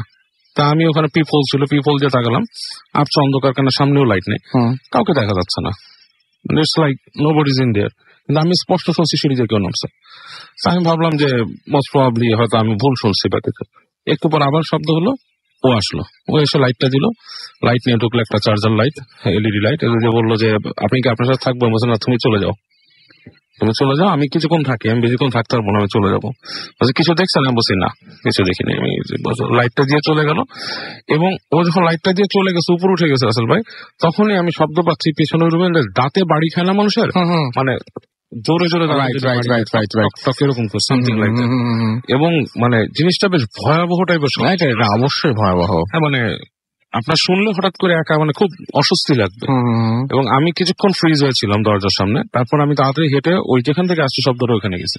আচ্ছা, ওখানে গিয়ে দেখি রুমের মধ্যে কিচ্ছু নাই, কিন্তু ওইখান থেকে ওই রুম থেকে কিন্তু দাঁতে বাড়ি খাওয়ার স্পষ্ট শব্দ হচ্ছিল। রাইট অ্যাওয়ে তখন হলো কি, ধুম করে ওই যে মেন যে দরজাটা, ওখানে কেউ কিল মারলো, আচ্ছা, একটা ধাক্কা দিল জোরে। আমি সাথে সাথে আসছি বাইরে, এসে গেটের সামনে আসলাম, মানে ওই যে পিফল দিয়ে তাকাচ্ছি কেউ নাই, আমি দরজাটা খুলে ফেলছি। আবার খুলে ফেলার পরে দেখলাম যে বাইরে মানে ঝড় শুরু হয়েছে, বাতাস শুরু হয়েছে, লাইক ঝড় হচ্ছে বাইরে। কিন্তু রাসেল ভাই ওখানে কিন্তু এমন একটা স্টেয়ার কেস, ওইখানে কোনো কিছু উড়ে এসে বাড়ি খাবে এরকম কিচ্ছু নাই রাসেল, কিছু নাই। আচ্ছা, nothing is there that could make the sound, এরকম করে হয়েছে। তারপর আমি দাঁড়ায় থাকলাম গেটের কাছে কিছুক্ষণ, কাজ আমি অলরেডি একটু অস্বস্তি ফিল করা শুরু করছি, কাজ আমি একলা এবং ঝড় হচ্ছে বাইরে এবং I was not feeling good either. তো একটু পরে দেখি ও নেমে আসছে, আবার এসে বলতেছে যে কি ভাইয়া কিছু হয়েছে, ঝড় বৃষ্টি হচ্ছে, আপনি যাবেন কিভাবে, এখানে একা একা থাকবেন বা মানে ও জিনিসটাই কথা। আমি বললাম যে আমি একটু আগে একটা জিনিস হয়েছে, তোমার এখানে কে যেন নক করছে ধুম করে। তো বলতেছে ভাইয়া this is one of the problem. আচ্ছা, যে এই বাসাটায় প্রায় এরকম নক হয়, নট নেসেসারিলি এখন ঝড় হয়েছে এরকম না, এরকম নক হয়। এবং ওদের বাসার যে ওই যে কাজের মেয়ে থাকতো, এই কাজের মেয়ে প্রায় ধরে যেত, তার মৃগির মতো, তার ছিল না, তার কোনো সিজার ছিল না, বাট তার দাঁতে দাঁত লেগে পড়ে যেত ওখানে। আচ্ছা, এবং প্রায় মানুষ শুনতো ওখানে কেউ দাঁতে দাঁতে বাড়ি খাচ্ছে এরকম শব্দ হয়। তারপরে শব্দ পেত যে কোনো বাচ্চা যদি মানে দৌড় দিয়ে যায়, হামাগুড়ি যায়, এরকম শব্দ হয় বাস ফ্ল্যাটটার ভিতরে। আচ্ছা, আমি বললাম যে ইজ দেয়ার এনি রিজন যে তোমাদের এখানে কোনো কিছু অতীতের ঘটনা ঘটছে কিনা, ফ্ল্যাটটা দেখে তো মনে হচ্ছে না খুব বেশি পুরানো। তো বলতেছে না যে ফ্ল্যাটটা খুব বেশি দিনের পুরানো, বাট এই ফ্ল্যাটে এই সমস্যাগুলো শুরু হয়েছে আমাদের এখানে একজন জ্যোতিষ থাকতো। আচ্ছা, এই জ্যোতিষ এখানে আসার পর থেকেই উনি যখন চলে গেল ওনার সাথে ভাড়া নিয়ে একটু গন্ডগোল হয়েছিল বলে, উনি চলে যাওয়ার পর থেকে এই ধরনের শব্দগুলা এখানে আমাদের এখানে হয়, এই ধরনের প্রবলেম গুলো হয়। তো উনি মোস্ট প্রবাবলি এরকম কিছু চিকিৎসা করতেন আর কি, এই যে মানুষ পজেস্ট মানুষ টানুষের এগুলা। তা আমি বললাম যে দেখো আমি তো যা বুঝলাম তোমাদের এখানে হয়তো কিছু থাকতে পারে, so what you do is like তোমরা কোনো একজন ভালো মানে ধর্মীয় ইমাম টিমাম এনে বাসাটাকে বন্ধ করে দাও। বলছে যে এরকম আসলে সবাই তো ধরে না ভাড়া যায়, এবং আমার বাসার মানুষরা এত বেশি কনসাস নেই ব্যাপারে, বাট এই প্রবলেম গুলো হয় ভাড়াটিয়ারে যে থাকে না, এটাই কিন্তু কারণ। এবং তারা কিন্তু বলে না ভাড়াটিয়ারা এসে যে এখানে ভৌতিক প্রবলেম হচ্ছে, ঠিক আছে। আর ওর যেহেতু এটা একটা সোর্স অফ ইনকাম, এই কারণে আমি এইসব ব্যাপারগুলো আরো এড়াই গেলাম আর কি, ব্যাপারগুলো। রাসেল ভাই okay, thank you very much, thank you. এবং আসলে ওই বাসার থেকে ফেরার পথে কিন্তু রাসেল ভাই আই ফেল্ট ভেরি ব্যাড, মানে আমার খুব খারাপ লাগছিল, like I had a feeling that কিছু একটা আমাকে ফলো করে আসছে, এরকম লাগছিল। আচ্ছা, সামথিং লাইক দ্যাট। এবং আমার মনে হয় যে মানে আমার মনে হচ্ছে কেন জানো যে আপনি একটু স্কেয়ার্ডও ছিলেন বোধহয়, মানে আমি তখন শুরু হয়ে গিয়েছিল তখন, নট লাইক যে মানে আপনি জাস্ট একটু মানে একটু ব্যাড ফিলিং হচ্ছিল আপনার, তার চাইতেও বেশি কিছু হয়তো ভয় পেয়ে গিয়েছিলেন, এরকম একটা ব্যাপার তো চলে এসেছিল। হ্যাঁ, সেটাই। এবং কোনো কিছু মানে আপনি মানে কি বলবো যে খুব একটা অদ্ভুত ব্যাপার কি জানেন এখানে, যে আপনি কিন্তু কোনো কিছু সেন্স করতে পারেননি, আপনি শুধু খারাপ ব্যাড ফিলিং হচ্ছিল, কিছু আছে কি না এটা সেন্স করতে পারেনি।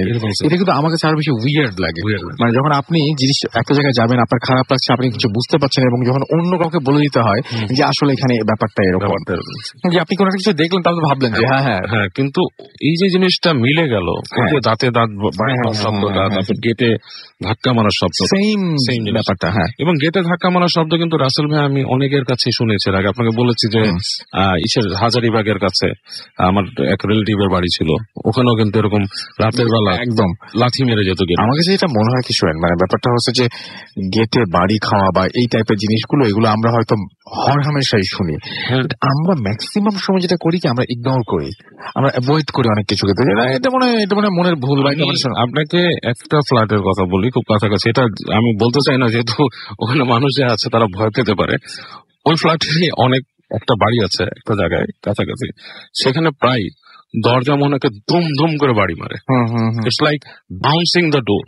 আচ্ছা, দরজাটাকে টেনে টেনে ঠাস ঠাস করে বাড়ি মারে। আচ্ছা, নক করার মতো না, দরজাকে টেনে বাড়ি মারে, স্ল্যাম করা। হ্যাঁ, সেটাই। ঠিক আছে, thank you so much, thank you. আমরা একটু চলে যাই আমাদের কিছু ফেসবুকের কমেন্টে। আমি দেখতে পাচ্ছি আমাদের যে পেজ আছে সেই পেজে লিখেছেন ভাই খুব ভয় লাগছে, লিখেছেন প্রিয়ন আল আমিন, লিখেছেন সেকেন্ড স্টোরিটা অসম। আমাদেরকে মাহাবি বাপ্পি লিখেছেন প্লিজ আমার কমেন্টটা পড়ে ফেললাম। আফরিন নাইম আমাদের লিখেছেন বরিশাল থেকে শুনছি। আচ্ছা, আমাদেরকে ছাড়াও মাহির শাওন আমাদের সাথে আছেন, আমাদের সঙ্গে আছেন দেখতে পাচ্ছি। আচ্ছা, আমাদের সাথে আছেন দেখতে পাচ্ছি যে আচ্ছা, নীরব খান তিনিও তার কমেন্টটা পড়তে বলছেন। সোমা সাহা আমাদের সঙ্গে আছেন এবং তিনি বলছেন যে I am from Bardhaman, West Bengal. আমি ভূত এফএমের সব এপিসোড গুলো শুনি, ডাউনলোড করে শুনি। এখানে ঠিক মতো লাইভ শোনা যায়, লাইভ শোনা তো পসিবল না, সুতরাং আপনি স্বাভাবিক, খুবই স্বাভাবিক, বাট ডাউনলোড করে শোনেন আপনি। কিন্তু অ্যাপ দিয়ে আপনি খুব ক্লিয়ারলি কিন্তু শুনতে পারবেন ডাউনলোড করে শোনার চাইতে। এবং তিনি বলছেন আচ্ছা ফার্স্ট টাইম তিনি ভূত এফএম অ্যাপ দিয়ে শুনছেন এবং তিনি বলছেন আই এম সো এক্সাইটেড, খুব ভালো লাগছে। অ্যান্ড আমি দেখতে পাচ্ছি যে ওনার কমেন্টে নিচে অনেকে আগ্রহী হয়ে কমেন্ট করছে যে ওখানে সবাই শোনেন কিনা। উনি লিখেছেন যে হ্যাঁ সবাই শোনেন। তো এই যে this is something to be proud of, না, যে আমরা সবাই, এবং আমাদের খুব মানে ভালো লাগার একটা বিষয় সেই সাথে যে আমরা পাশাপাশি দুটো দেশ, আমরা একই ভাষায় কথা বলি এবং আমরা একই রকমের মানে কি বলবো যে এই যে ভূত এফএম একসাথে এনজয় করছি, এটা অনেক বড় একটা ব্যাপার এবং আমার কাছে অনেক ভালো লাগার একটা ব্যাপার। লাকি আমাদের সাথে আছেন অ্যাঞ্জেল মিমি, খুলনা থেকে শুনছেন তিনি। তানিয়া সুলতান আছেন এবং আমাদের সঙ্গে আছেন দেখতে পাচ্ছি, এবং আমাদের সাথে আছেন দেখতে পাচ্ছি সাফওয়ান আহমেদ সাব্বির। ইভান চৌধুরী আমাদের সঙ্গে আছেন, এছাড়াও তিনি চিরাং সাতকানিয়া থেকে শুনছেন। এছাড়াও আমি দেখতে পাচ্ছি আমাদের সঙ্গে রেডিও ফুর্তির পেজেও অনেকেই আমাদের সাথে আছেন এবং এই মুহূর্তে আছেন দেখতে পাচ্ছি এমডি মোহন, এবং তিনি বলছেন যে অনেকদিন পর ভূত এফএম শুনছি এবং বাবুভাইয়ের ঘটনা অনেক ভয়ঙ্কর হয়। আমাদেরকে দেখতে পাচ্ছি হৃদয় আকাশ লিখেছেন আমি থাকবো রাত 2টা পর্যন্ত। আমাদের সঙ্গে আছেন দেখতে পাচ্ছি আলমগীর হোসেন, অ্যাপ দিয়ে শুনছেন, ছবি আপলোড করেছেন। বিডি বয় ইলিয়াস আমাদের সঙ্গে আছেন, অনেকদিন পর শুনছেন তিনি। আমাদের সঙ্গে আছেন এমডি ফরিদুর রহমান, এছাড়াও আমাদের সঙ্গে আছেন দেখতে পাচ্ছি শোয়েব রহমান, আমাদের সঙ্গে আছেন আর এস রাব্বি, নিস্তব্ধ শ্রাবণ আমাদের সঙ্গে আছেন, মিশন শ্রাবণ আমাদের সঙ্গে আছেন, এবং আমাদেরকে বলছেন যে আমার ভাইয়া আমার এই ডেড বডি নিয়ে একটা ঘটনা রয়েছে আমার কাছে, বাট কিভাবে শেয়ার করব। অনেকেই দেখতে পাচ্ছি, আমি অনেকগুলো এসএমএস দেখলাম এরকম যে কিভাবে শেয়ার করব এই কথা লিখেছেন। আমার কাছে মনে হয় যে এতদিন পরে এসে আমাদের অনেকেই জানা, আপনি যে পেজে আছেন ভূত এফএমের যে যদি পেজটা আপনি ভিজিট করেন সেখান থেকে ইমেইল করা যায়, কিন্তু একটা অপশন আছে, ট্যাব আছে যেখান থেকে আপনি ইমেইল করতে পারবেন। এছাড়া আপনারা যারা ইমেইল করতে চান বা জানেন তারা জাস্ট একটা ইমেল অ্যাকাউন্ট খুলে ফেলুন না। গুগলের আপনি জিমেইল খুলতে পারেন, হটমেল খুলতে পারেন, ইয়াহু খুলতে পারেন, যেখানে খুশি আপনি খুলে ফেলেন এবং খুলে ফেলে সেখান থেকে আপনি আমাদের সরাসরি ঘটনা পাঠিয়ে দিন। এবং ঘটনা পাঠাতে হবে কোথায়? ভূত এফএম @radiofurti.fm। এখানে আপনার জীবনের সেরা ঘটনা লিখে পাঠিয়ে দিতে হবে আমাদের কাছে, এবং ঘটনা শুরুতে জাস্ট উল্লেখ করতে হবে যে ঘটনাটা আপনি স্টুডিওতে শেয়ার করবেন নাকি আপনি চান আপনার ঘটনা আমরা পড়ে শোনাই। আর আপনি অডিও ক্লিপও পাঠিয়ে দিতে পারেন, রাইট? এবং আপনার আশেপাশের মানুষ যারা আছেন তাদেরকে জিজ্ঞেস করলে কিন্তু আপনি জেনে যাবেন যে ইমেল কিভাবে করা যায়। আচ্ছা, আপনি ফেসবুকে আছেন, আপনি ইউটিউবে যান না, ইউটিউবে যে দেখেন যে ইমেল কিভাবে করা যায়, ইমেল অ্যাকাউন্ট কিভাবে খোলা যায়, ভেরি সিম্পল। কিন্তু আপনি জাস্ট মানে কতক্ষণ একটা মানে 5 মিনিটস লাগতে পারে আপনার, এর বেশি না, নট মোর দ্যান 5 মিনিটস। হ্যাঁ, তো আপনি এমনিতেই এটা শিখে যেতে পারেন। তো যাই হোক, আমরা এখন যেটা করবো সেটা হচ্ছে আবারও একটা ছোট্ট বিরতিতে যাবো এবং বিরতির পরে আবারও ফিরে আসবো। সেই পর্যন্ত আশা করছি আপনারা আমাদের সঙ্গে থাকবেন। স্টে টিউনড টু রেডিও ফুর্তি এন্ড ডোন্ট স্টপ দ্য ফুর্তি। Bhoot FM. Tonight comes alive with the grounding phone.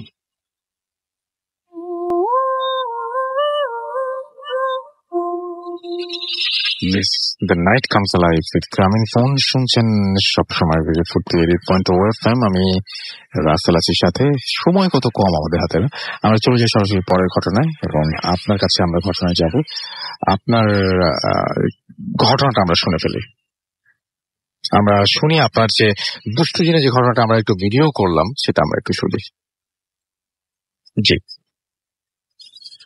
যে ভিউয়ার্স, আমি রেজাউল করিম রতন, প্রফেশনে অধ্যাপনা করি। আপনি একটা সরকারি কলেজের অধ্যক্ষ এবং প্রথমে যিনি ঘটনা বলেছেন তিনি বেসিক্যালি আপনার ছেলে। না, আমার ছেলে সমুদ্র। ও যখন, আমি একটু বলি, ওর জন্মের পরপরই একটা ঘটনা আমাদের বাসায় ঘটে। সেটা হলো, আমি ওকে নার্সিং করতাম জন্মের পর মুহূর্ত থেকেই। তো এখানে আমি প্রতিদিন লক্ষ্য করি যে আমার বাথরুমে কে এসে যেন রাত্রে 2টা দিক গোসল করে প্রতিদিন। তা আমি বাথরুম খুলে দেখি, লাইট অন করে দেখি যে গোসল করছে, কিন্তু লোকজন দেখছেন। এরকম বেশ কিছুদিন যায়, প্রায় 7-8 দিন। এরপরে আমি ও সমুদ্রকে আমার ছেলে সমুদ্র প্রথম বেবি আমরা খুব মানে কি বলে যে বেশি যত্ন নিতে থাকি। ওকে কোলে নিয়ে আমি ঘুমাই। তো তার মানে মনে হচ্ছিল যে ও যখন আমার কোলে থাকে কে যেন পাশে থেকে ওকে আদর করতে থাকে। তো এই ঘটনাটা আমি করে আমি আমাদের এখন বর্তমান যে বাইতুল মোকাররমের যে খতিব ওনাকে আমি ব্যক্তিগতভাবে উনি আমার পরিচিত সালাউদ্দিন সাহেব, ওনাকে আমি একদিন গিয়ে বললাম যে স্যার এই ব্যাপার, উনি আলিয়া মাদ্রাসার তখন প্রিন্সিপাল ছিলেন।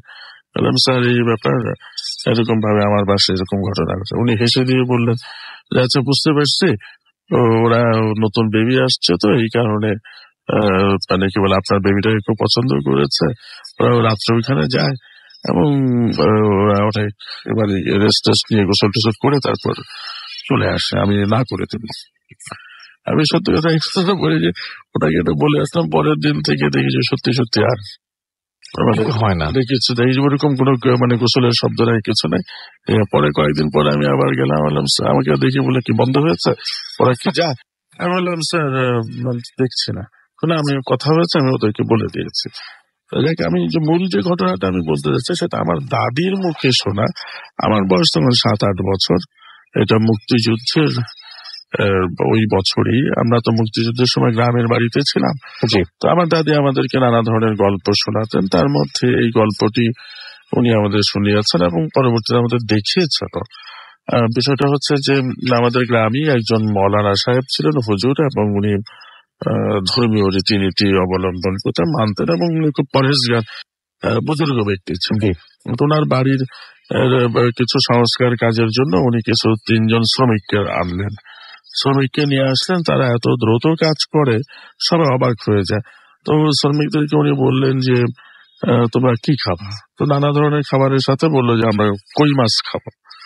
তো পীর সাহেব বা ওই মৌলানা সাহেব তার 10-11 বছরের সন্তানকে দিয়ে ওদেরকে দুপুরের খাবার পাঠিয়েছে, সাথে 3টা কই মাছ। তো কই মাছে নদীর মানে নিজের পুকুরের কই মাছ ভেজে দিয়েছেন, গরম ভাজা, এবং বাড়ির ভেতর থেকে বাইরে নিয়ে আসতে যে সময়টুকু লাগে সময় ওই বাচ্চা ছেলেটার হয়তো মানে কি বলে যে মাছের ঘ্রাণেতে আকৃষ্ট হয়েছে, একটা মাছের মাথা খেয়ে ফেলেছে। তো শ্রমিকদের মধ্যে থেকে একজন হঠাৎ করে বলে ফেলেছে, মানে মাছ ক্রুদ্ধ হয়ে গেছে, ওই 3টা মাছের মধ্যে 2টা মাছের মাথা আছে, একটা মাছের মাথা নাই। ক্রুদ্ধ হয়ে বাচ্চাটাকে একটা চট থাপ্পড় দিয়ে বলেছে এটা কে করেছে? তো ও বলছে যে আমি খেয়ে ফেলেছি। তো এই কথা বলার সাথে সাথে ওর ঘাড় মটকে ওর সাথে সাথে মেরে ফেলেছে। মেরে ফেলার পরে হইচই পড়ে গেছে, সবাই ছুটে এসেছে। পীর সাহেব বা মৌলানা সাহেব বাড়ির ভিতর থেকে শুনেছেন যে এই কাণ্ড ঘটেছে, তার ছেলেটাকে মেরে ফেলেছে ওই শ্রমিকদের একজন বা শ্রমিকরা 3 জনে মিলে। এটা শোনার পরে উনি সবাইকে মানে নিবৃত করলেন এবং বললেন যে না ঠিক আছে, আবার হয়ে গেছে, ওকে নিয়ে বাচ্চাটাকে নিয়ে আসা, আমরা দাফন টাফন করি। কিন্তু উনি কিভাবে কৌশলে ওদেরকে আটকে ফেললেন। আচ্ছা, আটকে ফেললেন এইভাবে যে ওরা আর বাড়ির বাইরে বা ওই সীমানার বাইরে যেতে পারছে না ওই 3 জন শ্রমিক। কিন্তু উনি কিন্তু কাউকেই বলেন না যে 3 জন শ্রমিক ছিলেন জিন। এখানে একটু বলা আবশ্যক যে ওই মৌলানা সাহেব জিনদেরকে লালন পালন করতেন, এটা সবাই জানতেন যে উনি জিনের সাথে ওনার একটা ওঠা বসা আছে। আচ্ছা, তো বাচ্চাটাকে দাফন টাফন করার পরে ওই শ্রমিক 3 জনই মৌলানা সাহেবের কাছে গিয়ে বলছে যে আমাদেরকে ছেড়ে দেন, আমরা চলে যাব। বলছে হ্যাঁ তোদেরকে আমি ছেড়ে দেবো, রাখতো না। তো সন্ধ্যার পর হয়ে গেছে, উনি রাতের বেলায় তাদেরকে ওনার হয়তো অনেক কিছু উনি জানতেন বা কিভাবে তাদেরকে হাসিল করতে হয় এটাও জানতেন, কিভাবে ব্যাক করতে হয় ফেরত দিতেও জানতেন। তাদেরকে খুব কৌশলে বা ওই পদ্ধতিতে তাদেরকে সকালবেলা উঠে দিল যে 3টা তাল গাছ বাড়ির সামনে মানে রাতারাতি ব্যাপারটা ঘটেছে। এবং এই তাল গাছ 3টা আপনি বলছিলেন যে এখনো এই তাল গাছ এখনো আছে, খুবই অদ্ভুত। এবং এটা সবাই জানে যে ওই 3 তাল গাছ মানে হচ্ছে ওই 3টা জিনের মানে অস্তিত্ব বহন।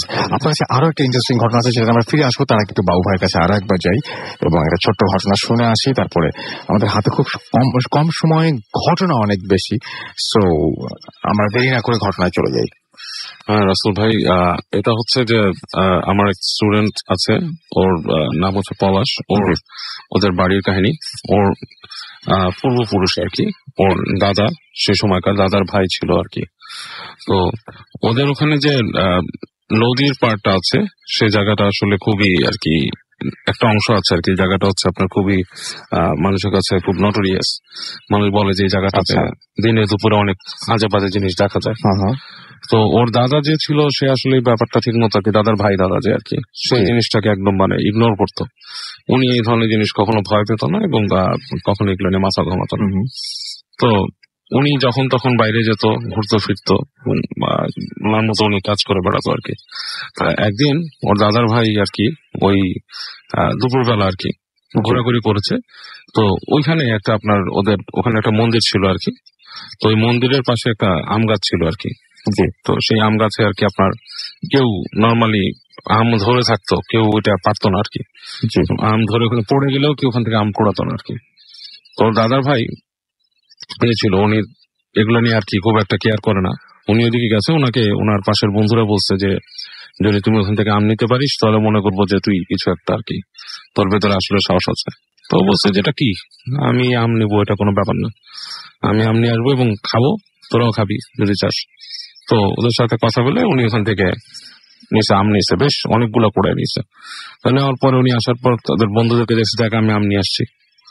তো ওর বন্ধুরা কেউই খেতে চায়নি সে আম, ঠিক আছে, বলে যে না এটা খেলে সমস্যা হবে, আমাদের একটা অনর্থ হবে, এটা আমরা খাবো না।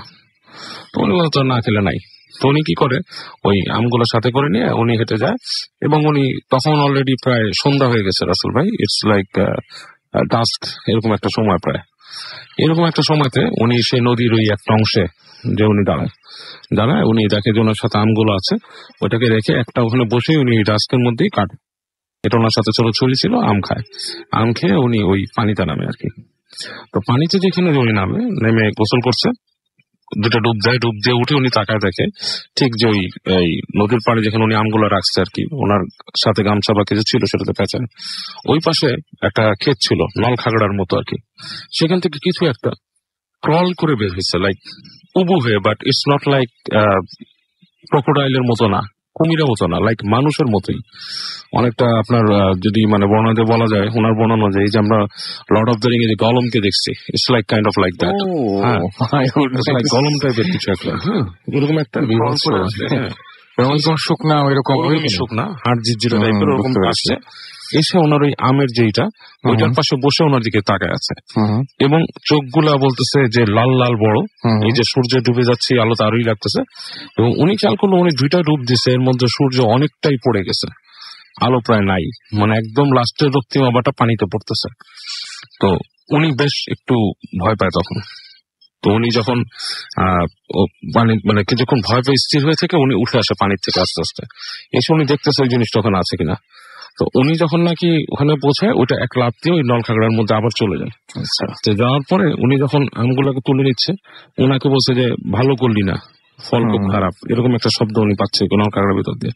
তো উনি শুনে নাই, উনি ওটা নিয়ে আসছে। তো উনি যখন এসে বাসার কাছাকাছি চলে আসতেছে অন্ধকার, এর মধ্যে উনি দেখতেছে ওনার নাকের কাছে ভিজা ভিজা লাগতেছে। তো উনি হাত দিয়ে নাকের এখান থেকে দেখতেছে ভিজা ভিজা। উনি মনে করছে ওনার সর্দি দিয়েছে, গামছা দিয়ে মুছতেছে এবং দেখতেছে বেশ মানে ভালো ভিজে যাচ্ছে। কি ব্যাপার, এরকম এত সর্দি কি একবারে হয় নাকি? বাসার কাছে যখন আসে তখন ওর মাথা চক্কর দিচ্ছে আর কি, তখন অলরেডি অন্ধকার হয়ে গেছে প্রায়।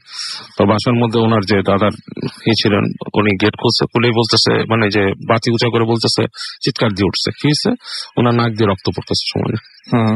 তো ওনাকে নিয়ে আসছে ভেতরে নিয়ে এসে ওই নাকটা মোছাইছে এবং তখনই বাসার মানুষজনই করছে যে ওখান থেকে গ্রাম থেকে, এবং সেই সময় তো বেশ অনেক আগের সময়, এত রাতে ডাক্তার কবিরাজ তো কিছু নাই, তো খুঁজে কোন ওই গ্রামের একজন কবিরাজকে ডাক দিচ্ছে। উনি কবিরাজ কাম ওঝা, কারণ ওরা যেহেতু আপনার সনাতন ধর্ম অবলম্বী ছিল এবং তাদের ওঝারেই আর কি তারা ডেকে নিয়ে আসতো আর কি, ওঝা বা ওনাদের যে যারা এই রিচুয়াল গুলো করে আর কি।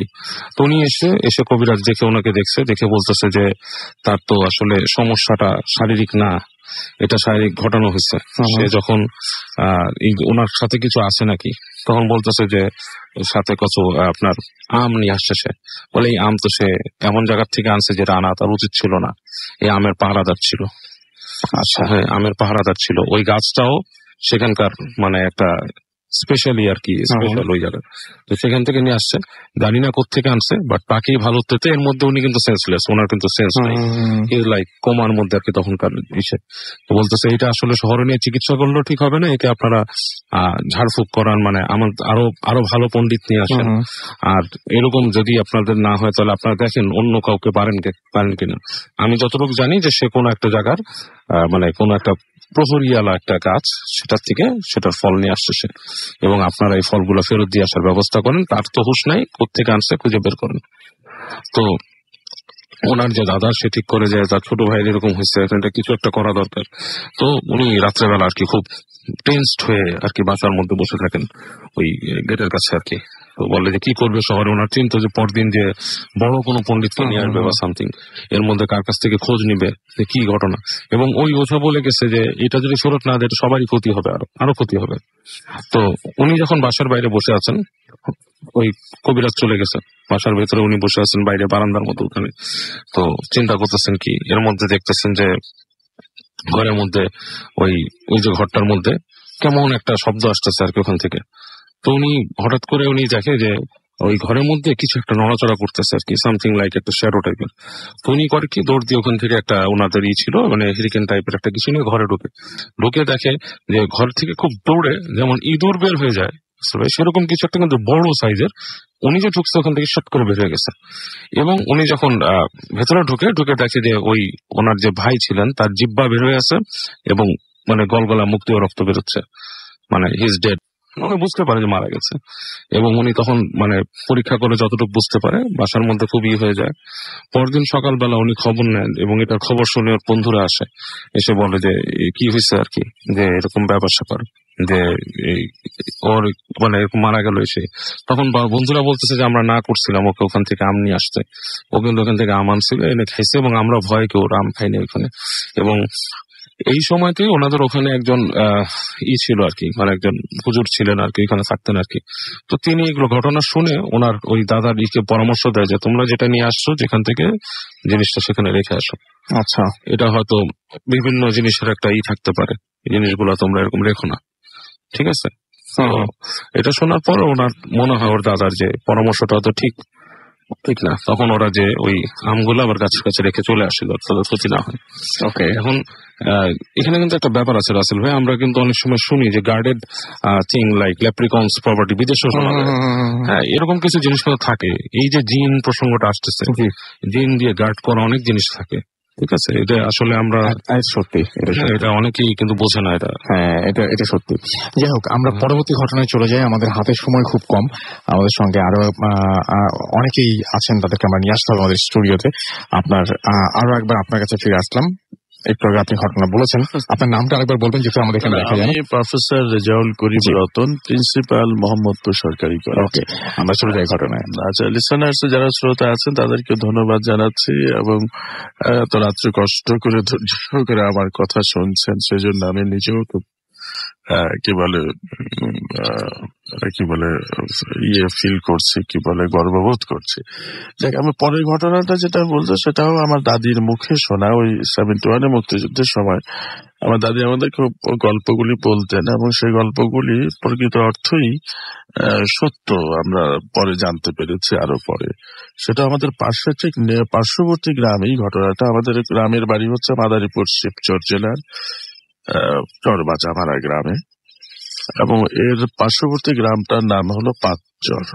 তো এইখানে একটা বাড়ি আছে, সে বাড়িটির নাম হচ্ছে ভূতের বাড়ি। তো দাদি আমাদেরকে যে ঘটনাটা বললেন সে ঘটনাটা সত্য বলে প্রতীয়মান। বিষয়টি হচ্ছে ওই গ্রামে এক বয়স্ক মহিলা থাকতেন, তার দুটো ছেলে। একটি ছেলের বয়স ছিল 30-32, আরেকটি ছেলের বয়স ছিল 20-22। তো তারা দুইজনে একদিন দুই ভাই মিলে রাতের বেলা মাছ মারতে গিয়েছে। পাশে নদী ছিল, নদীতে, এটা আমাদের ওইখানে সবাই যায় বা একটা নর্মাল প্র্যাকটিস, রাতের বেলায় মাছ ধরতে যাওয়া। তো দুই ভাই মিলে মাছ গিয়েছে। বড় ভাই নৌকায় যাচ্ছেন আর কি, দুই ভাই নৌকাতে, সাথে জাল আছেন। বড় ভাই নৌকা বাইতেছেন আর ছোট ভাই জাল দিয়ে মানে বিভিন্ন জায়গায় মাছের জন্য জাল ফেলছেন। তো হঠাৎ করে একটু আধারি আধারি ভাব, এর মধ্যে দেখলো যে হঠাৎ করে ছপাত করে একটা শব্দ হলো।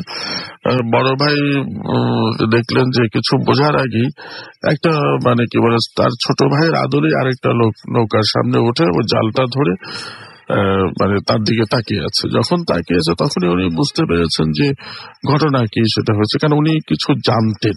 আচ্ছা, মানে ওই বড় ভাই এই ধরনের মানে কি বলে যেহেতু রাতে মাছ ধরেন এবং উনি কিছু বিষয় তার মায়ের কাছ থেকে বা তাদের পূর্বপুরুষের কাছ থেকে উনি শিখে রেখেছিলেন। তো উনি সাথে সাথে তার সাথে যে গামছাটা ছিল কোমরে, সেই গামছাটা বের করে নৌকাতে অনেক সময় ওই যে মাছ টাছ ধরতে গেলে চাল টালও নিয়ে যেত, বেশি না অল্প 1 কেজি 1.5 কেজি চাল এরকম কোথাও কিছু একটা ছিল।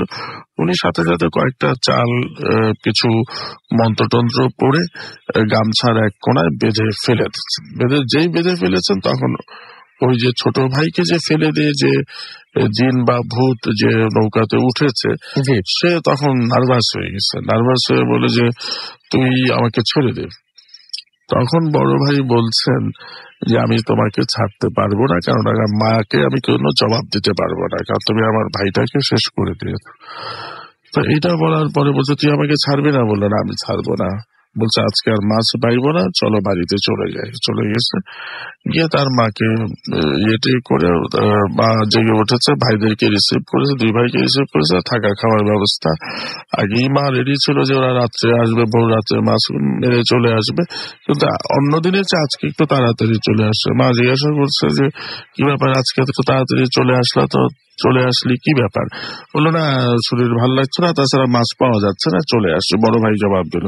ছোট ভাই কোনো কথা বলছে না যে অ্যাকচুয়ালি ওই ভূতের বেশ ধরে যে এসে এখন যেতে পারছে, যাকে আটকে ফেলেছে। তো এটা হওয়ার পরে ও ছোট ভাই রুমে চলে গেছে বা ঘরের ভিতরে চলে গেছে। বড় ভাই তার মাকে একান্তে ডেকে বলেছে, মা আমি তোমাকে এই গামছাটা দিলাম, এইটা কোনোদিন কোথায় রেখেছো এটা ওকে বলবা না, এবং ও যদি কোনোদিন গামছাটা চায় তখন কোনো অবস্থাতে গামছাটা ওকে দিবা না। আচ্ছা, এরপরে যেটা হলো দিন যায় মাস যায়, ছোট ভাইকে বিয়ে করানো হয়েছে, তার ঘরে সন্তানাদিও আসছে। এর হঠাৎ প্রায় 20-25 বছর পার হয়ে গেছে। এর মধ্যে বড় ভাই একদিন বিশেষ কাজে বাড়ির বাইরে 3-4 দিনের জন্য গিয়েছে, কিন্তু এই সুযোগে ছোট ভাই করেছে কি, তার মায়ের কাছে এসে বললো যে মা আমাকে না ওই গামছাটা একটু দাও তো, আমি আজকে একটু মাছ মারতে যাব, ওই গামছাটা লাগবে। মিয়া ভাই তো নাই, তো মিয়া ভাইকে ছাড়া যেহেতু মাছ মারতে যাচ্ছে ওই গামছাটা আমার একটু লাগবে। তো মা দেখছে যে 20-25 বছর হয়ে গেছে, ও সন্তানাদি আছে, ও দুনিয়ার অত কিছু খেয়াল করে নাই, না করে গামছাটা দিয়ে দিয়েছে। যেই গামছাটা দিয়ে দিয়েছে সেই গামছাটা নিয়ে বাড়ি থেকে সে বের হয়ে গেছে, আর তার কোনো খোঁজ নাই।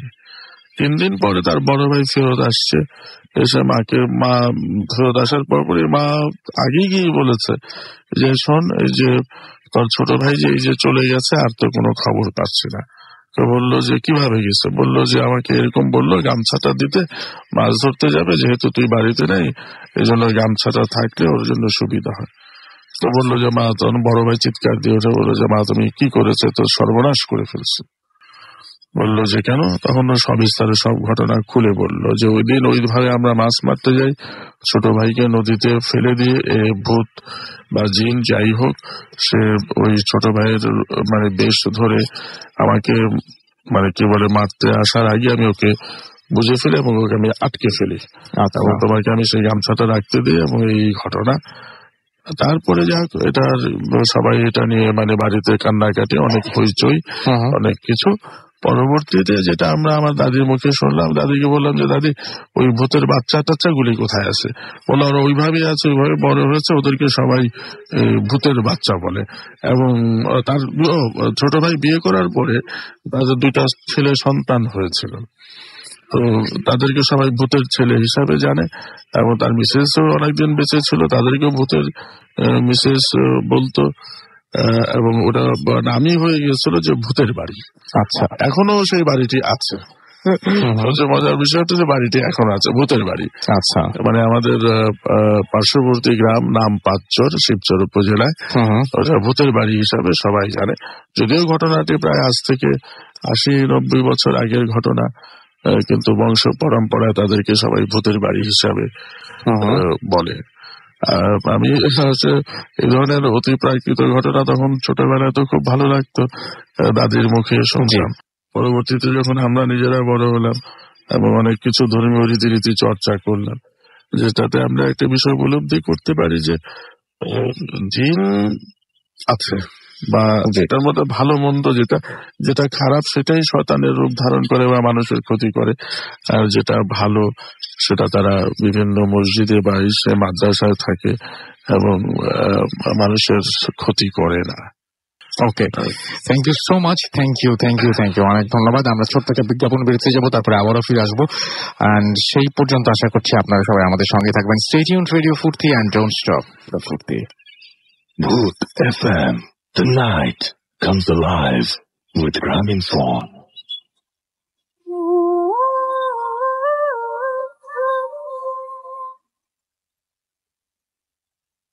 Yes, the night comes alive with Gramophone. শুনছেন সবসময় রেডিও ফুর্তি 8.0 FM। আমি রাসেল আছি সাথে, এবং এই মুহূর্তে আমরা ভূত এফএম শুনছি। প্রচন্ড গরম ছিল সারাদিন, এবং গরমের পরে আজকে হঠাৎ করে আবার এখন ওয়েদারটা ভালো, এবং সারাদিন বলবো না, নামাজের পর থেকে আসলে ওয়েদার হঠাৎ করে চেঞ্জ হয়ে গিয়েছিল। তার আগেই 3টা থেকে 4টার কোনো একটা সময় হঠাৎ করে দেখলাম যে আমি তখন বাইরে ছিলাম, এবং হঠাৎ করে দেখলাম যে ওয়েদার চেঞ্জ হয়ে গেল। তারপরে তো সন্ধ্যার পরে বেশ বৃষ্টিতে ভিজেওছি আজকে, সেটা ইচ্ছে করে না, রাস্তায় ছিলাম। তো সবকিছু মিলিয়ে বেশ ভালো কাটছিল আজকে সারা দিনই। আমার মনে হচ্ছিল যে ভূত এফএমের সময় যেন গরমের অস্বস্তিটা কম থাকে, সেটা হয়েছে আলহামদুলিল্লাহ। যাই হোক, অর্ক আমাদের SMS করেছেন। ফিরোজ ওয়াবদা খুলনা থেকে লিখেছেন, লাস্ট স্টোরিটা অনেক ভালো ছিল। আমাদেরকে আহসান লিখেছেন, এছাড়া আমাদেরকে আফরা SMS করেছেন, আফরা সাইফুল হলি ক্রিশ্চান স্কুল থেকে। এছাড়াও অথই জিসিয়া আমাদের মনশ্রী রামপুরা থেকে SMS করেছেন, পলাশ সিলেট থেকে SMS করেছেন, এবং তিনি বলেন লাস্ট উইক থেকেও বেটার লাগছে আজ। Okay, thank you so much. Jacqueline আমাদেরকে লিখেছেন দেখতে পাচ্ছি, মমি আমাদেরকে লিখেছেন দেখতে পাচ্ছি, তাশফিক আহমেদ অনিক, এছাড়া আমাদেরকে মেহেদি SMS করেছেন। আসলে ব্যাপারটা হচ্ছে কি যে রেগুলার যদি আপনি শুনে আপনাকে তখন কিন্তু ভয় পাওয়ানোটা আরো বেশি মুশকিল হয়ে যায়। আপনার নিজের বাসায় আপনার যতটা ভয় লাগে, আপনি যে বাসাটায় নতুন একটা বাসায় যে আপনি হয়তো অনেক বেশি ভয় পাবেন, বা নতুন একটা মানুষকে নিয়ে আমরা অনেক বেশি সংশয় থাকে, আশঙ্কা থাকে, বাট যখন সেই বাসাটা থাকতে তো অভ্যাস হয়ে যায়, সেই বাসায় আপনাকে কিন্তু ভয় দেখানো একটু কঠিন, তাই না? একটা নতুন বাসায় ভাড়া নিয়ে আজকে উঠলেন, শেষে সব লাইট অফ করে দিয়ে আপনাকে একা থাকতে বলা হলো, আপনাকে ভয় লাগবে। নিজের বাসার ক্ষেত্রে অতটা ভয় কিন্তু লাগে না, কারণ এই বাসায় আপনি সবকিছু জানেন। যাই হোক, এছাড়া আমাদেরকে শিপন মল্লিক SMS করেছেন, আমাদেরকে দেখতে পাচ্ছি মোবারক, এছাড়াও নাজু কক্সবাজার থেকে আমাকে SMS করেছেন, মেহেদি আমাদের SMS করেছেন আমাদেরকে এসবি বাপ্পি সহ আরো অনেকে।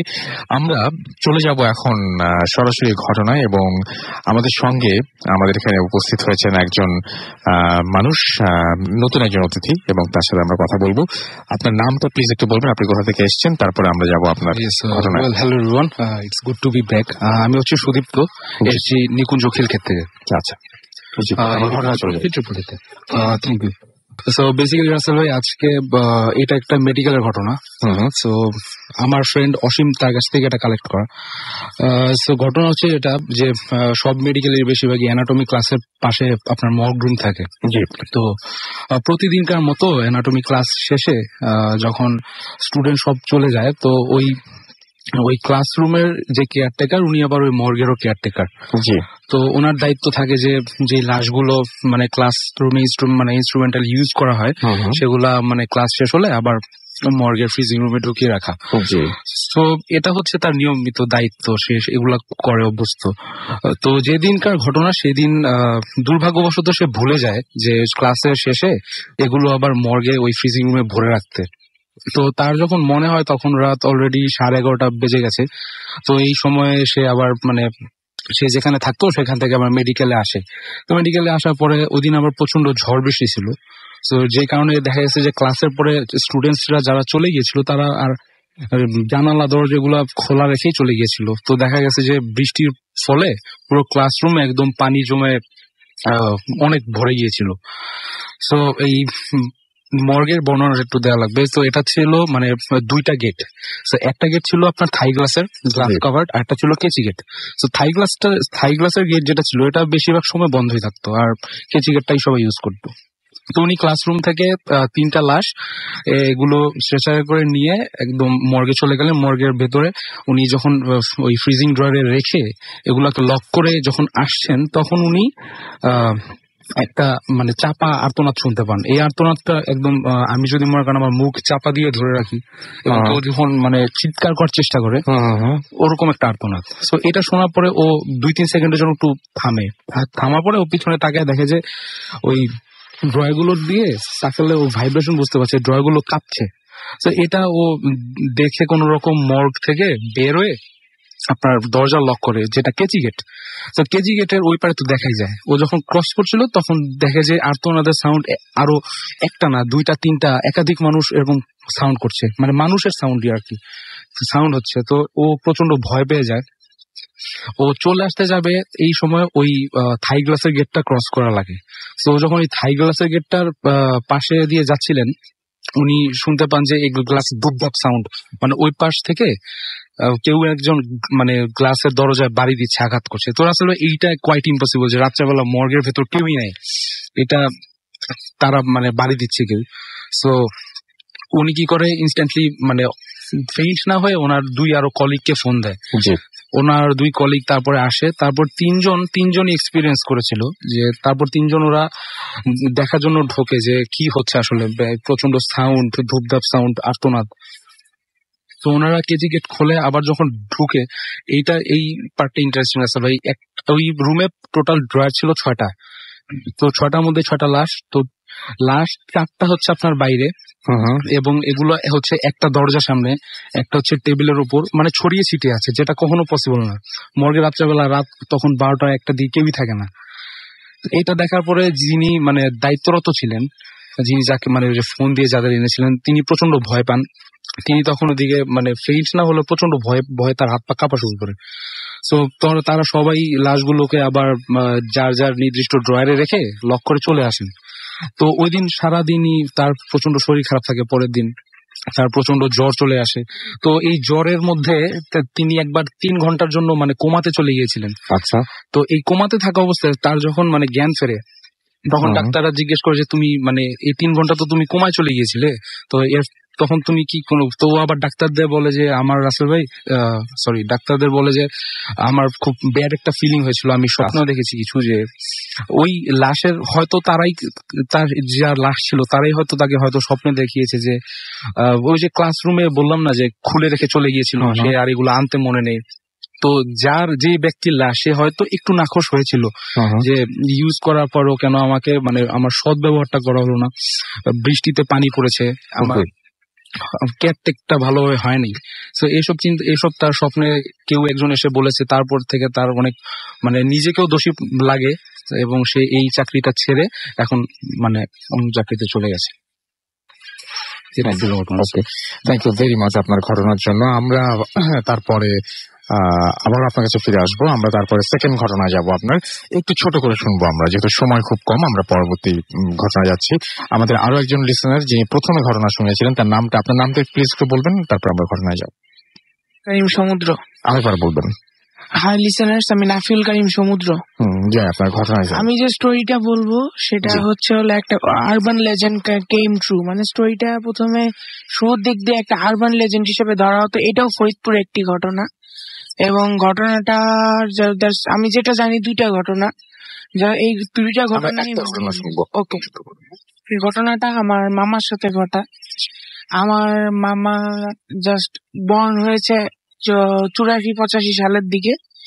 এখন আমার নানার বয়স 7 দিন, যখন আমার মামার বয়স ছিল সেদিনই তিনি মৃত্যুবরণ করেন। এবং আমার মামা সব ভালোই ছিল, ক্লিনিক্যালি সে একদম ক্লিয়ার ছিল, কিন্তু আমার বড় খালা যখন একদিন মাছ ধরে এসে তাকে টাচ করে, তারপর থেকে প্রচন্ড কান্না শুরু করে দেয় আমার মামা, এবং এক পর্যায়ে 3 দিন টানা কান্নার পরে সে মারা যায়। এবং এটার কেউ কোনো ব্যাখ্যা খুঁজে পায়নি।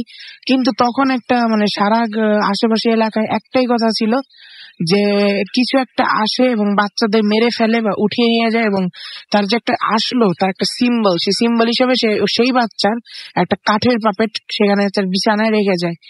এবং আমার নানা এগুলি কিছু ভাবেনি। আমার নানা ভেবেছে যে মামা তো জাস্ট নর্মালি মারা গেছে, এটা ভেবেছে। এবং সে এইটা লাশ দাফন করে এসে ওই দিন সন্ধ্যায় কাঁদছে, এখন উনি সন্ধ্যায় মাগরিবের একটু পর পর দেখে একটা মহিলা অনেক, সে মানে বলবে যে 9 ফুটের উপরে, তার মানে 9 ফুটের উচ্চতা, তারপরে 9 ফুটের উপরে। সে তাকে বলছে যে এখন আর কেঁদে কি লাভ, যা হবার তা তো হয়ে গেছে, এখন তুই অন্যদিকে খেয়াল কর, তোর অন্য ছেলে মেয়ে আছে। তা আমার নানা বললো যে আপনি কে? পরে বলে যে দেখিস না তোদের বাসার উল্টা দিকে যে জোড়া 2টা তাল গাছ, সেখানেই তো আমি থাকি। এবং এটা বলার পরে আমার নানা বলে যে তুই যে থাকলি, কিন্তু আমার বাচ্চাটা তোর কি ক্ষতি করছিল? সে বলে যে আমি তো ক্ষতির কিছু না, কিন্তু তোর বাচ্চাটা আমার খুব ভাল লাগছে, আমি আর আমার স্বামী পাশে থাকি তোদের ওইখানে, তোর বাচ্চাটা এত ফুটফুটা যে আমি নিঃসন্তান, এবং আমাকে আমার স্বামী বলছে যে ওই বাচ্চাটা আমার চাই। চিন্তা করিস না, তোর বাচ্চা বেঁচে আছে। তোর বাচ্চাকে আমরা, এটা আসলে শুনতে হাস্যকর লাগবে যে তোর বাচ্চাকে আমরা 7 সমুদ্র 13 নদীর পাড়ে নিয়ে একটা সেফ জায়গায় রেখে দিছি। আমার নানা বলে যে আমার বাচ্চাকে ফেরত দে, আমি তোর কিছু করবো না, আমি খালি তো আমার বাচ্চা ফেরত চাই, আর আমি দরকার হলে তোর যা চাইতে তা দিবে। আমি যদি তোদের জন্য কিছু জবাই দিতে হয়, বা তোরা যদি কোনো মুরগি চাস বা এরকম কিছু চাস, আমি তোকে দিয়ে দিব। অন্য মানে সাথে সাথে তো উনি হেসে মুচকি এসে সেই অবয়বটি বলে যে আমি তো কিছু চাই না, আমি তো ছেলেটা চাইছিলাম, সেটা আমি নিয়ে নিছি, এখন তুই আর কিছু করতে পারবি না, তুই যাতে সারা জীবন টেনশন করে না মরিস, তাই জন্য আমি তোকে এইটুকু বলে গেলাম। আমার নানা এত রাগ হয়ে যান যে তিনি সাথে সাথে, উনি অনেক কিছু জানতো, এগুলি এখন আমার বলার সময় নেই, উনি অনেক তখন একটি হাতটা মুট করে ওনার মুখের কাছে নিয়ে ফু দিয়ে উনি মানে জাস্ট মুটটা ছেড়ে দেন, এবং সাথে সাথে জিনিসটা হাওয়ায় মিলে যায়। আমার নানা একটু সন্দেহ হয় যে ব্যাপারটা কি, এরকম বাচ্চা নিয়ে গেছে, এরকম কিছু একটা গ্রাম ভরে আতঙ্ক ছড়াইছে। সে তারপরের দিন কবরটা খুঁড়ে, আমার বড় মামাকে নিয়ে কবরটা খুঁড়ে, এবং খুঁড়ে যেটা দেখতে পারে যে মানে কবরে একদম পারফেক্টলি বানানো একটা পাপেট, এবং পাপেটটা সে যখন কোলে নিবে, পাপেটটা সে কোলে নিয়ে যাচ্ছে, তার চোখ থেকে 2 ফোঁটা পানি পড়ে, এবং তখনই বৃষ্টি নামে, পাপেটটা মানে কাদা হয়ে তার হাত দিয়ে বেয়ে পড়ে। শুধু ঘটনা এখানেই শেষ না, ঘটনা অনেক লোকেরাও, তারপর আমার নানাও মাঝে মাঝে দরজা খুলে উনি যখন জানালা দিয়ে বাড়ির পিছনে যে বাঁশ ঝাড় এখানে দেখতো কি যে সেই কাঠের পাপেটটা মানে হাঁটি পাপা করে হেঁটে বেড়াচ্ছে, এবং বলছে যে মা আমাকে কোলে নাও, বাবা আমাকে কোলে নাও। এবং এই ঘটনাটা অনেক দিন চলে ফরিদপুরে। এই ঘটনাটা আমি জানি না কে কেমন জানে, আমি এলাকাটা উল্লেখ করবো না, কিন্তু এই ঘটনাটা 98 সাল পর্যন্ত চলে। একদিন মানে এটার শেষ হলো আমাদের ওইখানে ওই যে 2টা জিনিসকে যেটা আমার নানা তাড়াই দিছিল, ওই 2টা জিনিস পাশেই একটা পুকুর পাড়ে গিয়ে, পুকুর পাড়ের পাশে 2টা জোড়া তাল গাছের পাশে তারা স্থান নেয়, এবং নেওয়ার পরে ওখানকার যত বাচ্চারা ছিল, প্রায় বলতে গেলে এখন এমন অবস্থা হয়ে যায় যে প্রত্যেক রাতে একটা বাচ্চা হারানো যাবেই, এবং তার সেই বাচ্চার পাপেটটা সে বিছানায় পাওয়া যাবে। এবং তাই একদিন হুজুরের কাছে যায়, সেখানে সেই হুজুর একদিন করে ওখানে পুকুরের মাঝখানে একদম আইল্যান্ডের মতন একটা ছিল, সেখানে কিছু একটা ছিল, আমি যার কাছ থেকে শুনেছি, আমার আশেপাশে দুঃসম্পর্ক আত্মীয়ের কাছ থেকে, তারা বলছে যে আমরা নিজেও জানি না, সব লোকের একটা মানে এক্সাইটেশন যে কি ছিল, এক্সাইটমেন্ট একটা যে কি ছিল, মানে আসলে কি হবে এটা এখন হতে হতে তখন হুজুর যান ওই আইল্যান্ডের কাছে। আইল্যান্ডে একজনই দাঁড়াতে পারবে, উনি তখন লোহারও না কি একটা আমি জানি না, উনি ওটা একটা গেড়ে দিয়ে আসেন। এখন ওই জিনিসটা আছে নাকি জানি না, এটা 98 সালে বন্যার পরে আর এটাকে পাওয়া যায়নি। কিন্তু তারপর থেকে পুকুরের আশপাশ দিয়ে 2টা সাদা, মানে মানুষ দেখতো যে আমাদের বিছানার চাদর যেরকম, সেই 2টা বড় বড় চাদর ঘুরে বেড়াচ্ছে, এবং বলতো যে তোরা আমাদের অনেক বড় ক্ষতি করছিস, তোদের আমরা কাউকে ছাড়বো না। এই ছিল আমার ঘটনা। Thank you so much. আমরা আবারও একটু SMS এ যাবো। শুভ আমাদের মহাখালী থেকে SMS করেছেন, সুমাইয়া, সোহেল এবং ফাইজা আমাদের SMS করেছেন খিলগাঁও থেকে, তারা 3 জন বারান্দায় বসে ভূত এফএম শুনছেন। হেলাল চিটাগং থেকে আমাদের SMS করেছেন, এবং আমাদেরকে SMS করেছেন দেখতে পাচ্ছি আল শাহরিয়া গোপালগঞ্জ থেকে। এছাড়া আমাদেরকে SMS করেছেন দেখতে পাচ্ছি ডক্টর শরীফ। আমাদেরকে SMS করেছেন মিরপুর 1 থেকে নয়ন, লিখেছেন I love booth FM Shahin. Mira Bazar Sylhet থেকে আমাদের SMS করেছেন নাজমুল।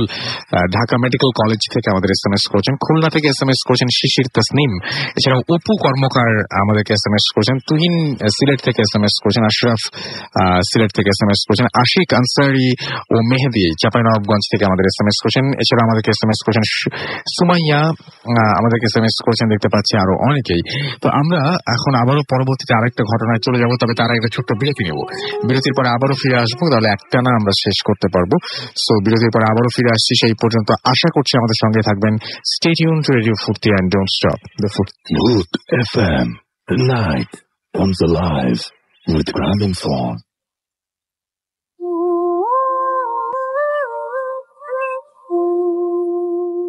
শুনছেন সবসময় রেডিও ফুর্তি .FM। আমি রাসেল আছি, সাথে চলছে ভূত FM, এবং আশা করছি যে আপনারা সবাই এনজয় করছেন। একটা জিনিস আমি একটু ভাবছিলাম, যদি আজকে সময় কম তারপরেও বলি যে আমি আজকে ঘটনাগুলো শুনছিলাম এবং প্রত্যেকটা ঘটনায় খুব অদ্ভুত, এবং অনেকে আপনারা সেটা বলছেন যে লাস্ট উইকের চাইতেও আজকে অনেক ঘটনা আপনাদের কাছে অনেক বেশি ভালো লাগছে। আরো বেশ কিছু ঘটনা রয়েছে যে ঘটনাগুলো আপনাদের ভালো লাগবে আশা করি। আরো কিছু ইমেইল আছে যে ইমেইলটাতে এই সপ্তাহে পড়তেই পারলাম না, আর কিছু অডিও ক্লিপ আছে যেগুলো এই সপ্তাহে প্লে করতেই পারলাম না। পৃথিবীতে যে কোনো প্রোগ্রাম যাই আছে এখনো পর্যন্ত আমরা আমাদের এখানে মানে আমরা যা শুনি আর কি, তার একটা স্যাম্পল পাবেন আপনি। মানে এর চাইতে বেটার কিছু হয়তো অন্য কোথাও হচ্ছে, এর চাইতে বেটার কিছু হয়তো অন্য কেউ করছে, এরকম একটা ব্যাপার। কারণ কি, মানে প্রত্যেকটা জিনিস হয়ে গেছে, তার আদলে একটা জিনিস আমি করছি, সো এর চাইতে বেটার একটা ভার্সন হয়তো অন্য কোথাও আছে। বাট একটা জিনিস আমার খুব আশ্চর্য লাগে যে আমরা যখন ভূত FM শুরু করেছিলাম তখন এই স্যাম্পল আর পৃথিবীর কোথাও ছিল না। মানে এটা হচ্ছে একমাত্র একটা আইডিয়া, যে আইডিয়াটা মানে সব জায়গায় ছড়িয়ে গেছে আর কি। সেটাই সবসময় মানে কি বলবো, সেটা আপনার যখন সেটাই বিগ আইডিয়া হয়, যখন সেটা ছড়ায় এবং বহুদিন ধরে টিকে থাকে, এবং অনেকেই মানে এই আইডিয়াটাকে ধারণ করতে চান। তো এই ব্যাপারটা খুব অদ্ভুত, এবং এটার সবচেয়ে বেশি স্পেশালিটি যেটা, সেই স্পেশালিটি সেখানে ব্যক্তি আমি বা মাসুম ভাই আমার পাশে আছেন, আমরা কেউ না আসলে এই প্রোগ্রামের। আমরা কিন্তু ম্যাজিক দেখাই না, আমরা এখানে ম্যাজিশিয়ান না, আমরা এখানে খেলা দেখাই না। আমরা যেটা করি সেটা হচ্ছে যে আমরা আপনাদের সাথে সবাইকে পরিচয় করে দিই, এবং আপনারা সেই ব্যাপারটা ম্যাজিকটা ঘটান। আপনারা এখানে এসে আপনাদের সত্যি ঘটনা শেয়ার করে, আপনারা মানুষের সাথে শেয়ার করে, আপনারা মানুষকে ভয় দেখান বা মানুষকে আনন্দ দেন, যেটাই হোক না কেন এটা আপনারা করেন। সুতরাং এই প্রোগ্রামের মেন সোল যদি বলি, এই প্রোগ্রামের সোল হচ্ছেন আপনারা, এই প্রোগ্রামের হিরো হচ্ছেন আপনারা। এখানে ব্যক্তি আমি বা আমি মাসুম এরা কেউ না, আসলে আমরা শুধুমাত্র আপনাদের সঙ্গে আছি আর কি। তো এটা আপনাদের প্রোগ্রাম, এবং আপনারা কি বিশাল একটা কাজ করেছেন দেখেন। আপনারা 2010-এ যে জিনিসটা আমরা শুরু করেছিলাম, সেইখান থেকে আপনারা এত বছর পর্যন্ত এই জিনিসটাকে টেনে যাচ্ছেন, এবং এত বছর পর্যন্ত এইভাবেই মানুষকে আনন্দ দিয়ে যাচ্ছেন। আমি কিন্তু মাঝখানে কোনো ঘটনাও শুনাই না, আমি মাঝখানে কোনো কিছুই বলি না, আপনাদেরকে জাস্ট বলার মানে একটা জাস্ট আপনাদেরকে আপনারা বলবেন কিভাবে, তার আগে আমি সেই লিঙ্কটা করিয়ে দিই আর কি। বাকি কাজটা কিন্তু আপনারাই করে ফেলেন এখানে, কোনো সময় ইমেইলে লিখে, কোনো সময় হয়তো মাইক্রোফোনের সামনে বসে, কোনো সময় হয়তো অডিও ক্লিপ পাঠিয়ে। থ্যাংক ইউ ভেরি মাচ আমাদের সঙ্গে থাকার জন্য। এন্ড আপনারা হচ্ছেন এই ভয়ের জগতের, বা এরকম যদি কোনো কিছু থেকে থাকে, এরকম কোনো হিস্ট্রি যদি কোনোদিন লেখা হয়, আপনারা হচ্ছেন সেটার হিরো। এন্ড আমরা অন দ্যাট নোট আমরা ফিরে যাব আবারও নেক্সট ঘটনায়। আমাদের সাথে আছেন আমাদের একজন আজকের অতিথি, যিনি আপনাদের ঘটনা শোনাচ্ছেন। এর আগে একটু শুনিয়েছেন, আবার শোনাবেন। আপনার নামটা বলে আপনার ঘটনা যাবো আমরা। Hello everyone, it's Sudip Jakin. So Rasel ভাই, এটা হচ্ছে আপনি যে বললেন ওই সময়কার একটি ঘটনা, যখন বাংলাদেশে ভূত কালচারটা শুরু করেছিল রেডিও ফুর্তি। সো এটা হচ্ছে আমরা যখন এসএসসি শেষ করলাম 2012-এ, তো আমরা এসএসসি পরীক্ষার পরে দেখা যাচ্ছে যে অনেক ফ্রেন্ড মানে চিল্লায় চলে যায়। আমরা যারা ছিলাম একসাথে, আমরা সবাই প্ল্যান করি যে আমরা কক্সবাজার যাব। সো ঢাকা চিটাগং হাইওয়ে নিয়ে আমরা এর আগে বহুত ঘটনা শুনেছি গত 7 বছরে। সো এইটা ওই ঢাকা চিটাগং হাইওয়ে একটি ঘটনা। ওইটা ছিল আমাদের যেই বড় ভাইয়ের গাড়ি দিয়ে আমরা যাই, ওনার ওনারও ফার্স্ট টাইম কক্সবাজার জার্নি, আমাদেরও first time Cox's Bazar journey. So আমরা ঢাকা থেকে রওনা দেই দুপুর 2:30টার পরে, 2:30-3টার দিকে। সো আমরা যখন যেতে থাকি তখন কুমিল্লা ক্রস করে চিটাং যখন ঢুকি তখন রাত 8টা বাজে। সো রাসেল ভাই চিটাগং ক্রস করে যখন আমরা পাহাড়তলি যাই, তো এখন তো রাসেল ভাই পাহাড়তলি থেকে রাঙামাটি, বান্দরবান, কক্সবাজারের ডিরেকশন গুলো সুন্দর করে উল্লেখ করা আছে, তো তখন এগুলো ছিল না। সো আমরা যেটা তাছাড়া আমাদের যে ড্রাইভার ভাইয়া ছিলেন উনিও বলতেছিলেন যে আমি চিনি। তো প্রথমে উনি এটা মিথ্যা কথা বলেছিলেন আমাদের কাছে, পরে আমরা যেটা বুঝতে পারছি আচ্ছা, যে পাহাড়তলি ক্রস করার পরে আমরা আসলে মানে হাই রোড ছেড়ে এমন একটা রোডে ঢুকে পড়ি যেটা আসলে খুব ন্যারো হয়ে যেতে থাকে। মানে হাই রোডের যেরকম পিচ ওরকম পিচ থাকে না, আশেপাশে মানে লোকালয় কমে যেতে শুরু করে। তো আমাদের মনে একটু খটকা লাগে। তো ওই সময় আমরা গুগল ম্যাপ ইউজে অত ছিলাম না। তো দেখা গেছে যে আমরা মোটামুটি একটু সন্দেহেই পড়ে যাই যে হ্যাঁ আমরা মেবি রং রোডে ঢুকে পড়েছি। আচ্ছা, যেতে যেতে যেতে যেতে যখন প্রায় 30 কিলোমিটার মতো ভেতরে চলে এসেছি আমরা, তো তখন আমাদের যে বড় ভাই উনি স্বীকার করেন যে আমি তো আসলে রাস্তা ভুল চলে এসেছি, আমাদের প্লিজ দেখো কাউকে হেল্প নিতে পাই কিনা। সো আমরা এই কথা বলতে বলতে সামনে একটা টং দোকান অ্যাকচুয়ালি বলবো না, সেখানে ওই যে আমরা দেখি যে মাঝে মাঝে বড় বড় খুঁটিতে কাপড়ের রং দিয়ে শুকা দেয় এরকম কিছু। তো সেখানে মুরব্বির মতো কতগুলো 3-4টা মানে মানুষের শেপের দাঁড়িয়ে দাঁড়িয়ে কাপড় টানছে। এদিকে একটা জিনিস মেনশন করা ভালো রাসেল ভাই, 3-4 সপ্তাহ আগে পন্টিয়ানাকের একটা কাহিনী আমরা শুনেছিলাম, মালয়েশিয়া থেকে এক ভাইয়া পাঠিয়েছিল। তো ওইটার যেই গড়ন এটার সাথে আমি একদম পুরো সেম টু সেম মিল খুঁজে পেয়েছি, যার জন্য এই ঘটনাটা আজকে বলতে এসেছি। সো আমরা তখন ওইগুলো বুঝতে পারি নাই, যখন মানে গাড়িটা স্টপ করে একজন জানালা নামিয়ে জিজ্ঞেস করেছে, আচ্ছা ভাইয়া আমরা তো কক্সবাজার যাচ্ছি, এটা কি কক্সবাজার যাওয়ার রোড, সঠিক রোড? সো ওইখান থেকে একটা রিপ্লাই আসে যে কক্সবাজার যাবেন তো এইখানে কি, তাহলে এটা কই? আপনার বলে যে আপনারা তো চকরিয়ার অনেক ভিতরে চলে আসছেন, এটা আপনাদের জন্য রাইট রোড নয়। আমরা কি করি, আমি একটা জিনিস মিস করে গেছি যে আমরা এই রোডে ঢোকার সময় দেখি যে একটা বয়স্ক লোক, তার পাশে একটা ছোট মেয়ে, তারা এভাবে হাত উপরে নিচে নাড়ছিল। সো আমরা বুঝতে পারিনি তার কি লিফট দিতে চাইছিল বা আমাদের নিষেধ করছিল এই রোডে ঢুকতে। আমরা কেয়ার করিনি, আমরা জাস্ট চলে গেছি। সো এই অ্যান্সারটা পাওয়ার পরে যখন শুনি যে আমরা চকরিয়ার অনেক ভিতরে চলে এসেছি, এটা মেন রোড না, আমরা জাস্ট গাড়িটা ঘুরিয়ে ইউটার্ন নেবো, তখনও গাড়িটা স্টার্ট করিনি। সো তখন আমাদের এক ফ্রেন্ড বলে যে দোস্ত ওর পায়ের দিকে তাকা। তো পায়ের দিকে তাকানো যেটা পরে বুঝি যে ওই জিনিসটা আসলে মাটি থেকে 3-4 ফিট উপরে ভাসছে ভাসমান। আর ওটার গঠন হচ্ছে আমরা কালো রঙের রোপ পরা বিভিন্ন ব্যক্তি দেখি যে মাথা ঘুমটা দেওয়া, কালো রোপ পরা এবং রোপ ঝুলছে দেখেই বুঝতে পারছি যে এটা মাটির থেকে উপরে। সো এরকম একটা না দুটো 4 জনের মতো ছিল এবং সবাই এরকম, এবং তারা প্রত্যেকজন উঠছে এরকম ভাবে একটা। তো আমরা এটা দেখার পরই ততক্ষণে গাড়ি গ্লাসও উঠিয়ে ফেলেছি, গাড়ি স্টার্ট দেবো এমন এক সময় একটা জিনিস প্রচন্ড জোরে মানে পেছনের ব্যাক সাইড মিররে ধুপ করে ধাক্কা মারি। এই ধাক্কাটা এত জোরেই ছিল যে গাড়ি গ্লাসের চির ধরে, ভাঙে নাই বাট চির ধরে যায়। সো এই প্রথম ধাক্কার পরে আমাদের গাড়ি মানে লাকিলি একটু স্পিড বেড়েই যায়, ধাক্কায় চলে আসে। তো এরপরে যখন আমরা গাড়ি নিয়ে যাত্রা শুরু করি তখন আমরা স্বভাবতই সবাই পেছনে তাকিয়ে দেখি যে ওইগুলা যে উড়ে উড়ে আমাদের গাড়ির পেছনে আসছে। এমন ঘটনা রাসেল ভাই এর আগে ঢাকা চিটাং রোডে বহুত শুনেছি যে কোনো কিছু উড়ে উড়ে আপনাকে ফলো করে গাড়ি বা বাসের পিছনে। সো এইটা এরপরে আমাদের আর ধরতে পারিনি, 2-3 মিনিট পরে তাকিয়ে দেখি যে পিছনে নেই। কিন্তু যখন আমরা আবার সোজা ব্যাক করছিলাম, ওই মুরব্বী এবং তার ছোট মেয়ে যারা দাঁড়িয়ে ছিল তারা মানে আমাদের দিকে তাকিয়ে মানে মানুষ বিদ্রুপাত্মক ভাবে হাসি দিলে যেমন একটা হাসি বের হয়, তো বিদ্রুপাত্মক একটা হাসি দিচ্ছিল, যেমন আমরা কোনো ভুল করে ফেলেছি এবং এর জন্য শাস্তি পেয়েই গেছি এখন। তো এটা করতে করতে আমরা ওই মুরব্বীকে দেখতে দেখতে রাস্তা দিয়ে বেরোই এবং সামহাও আমরা একটা রাইট রোড ম্যানেজ করে ওই দিনের মতো এই জায়গা থেকে বের হয়ে আসতে পারি। So, রাসেল ভাই, এটাই ছিল আমার ঘটনা। Thank you so much, thank you আপনাকে, আপনার ঘটনার জন্য অনেক ধন্যবাদ।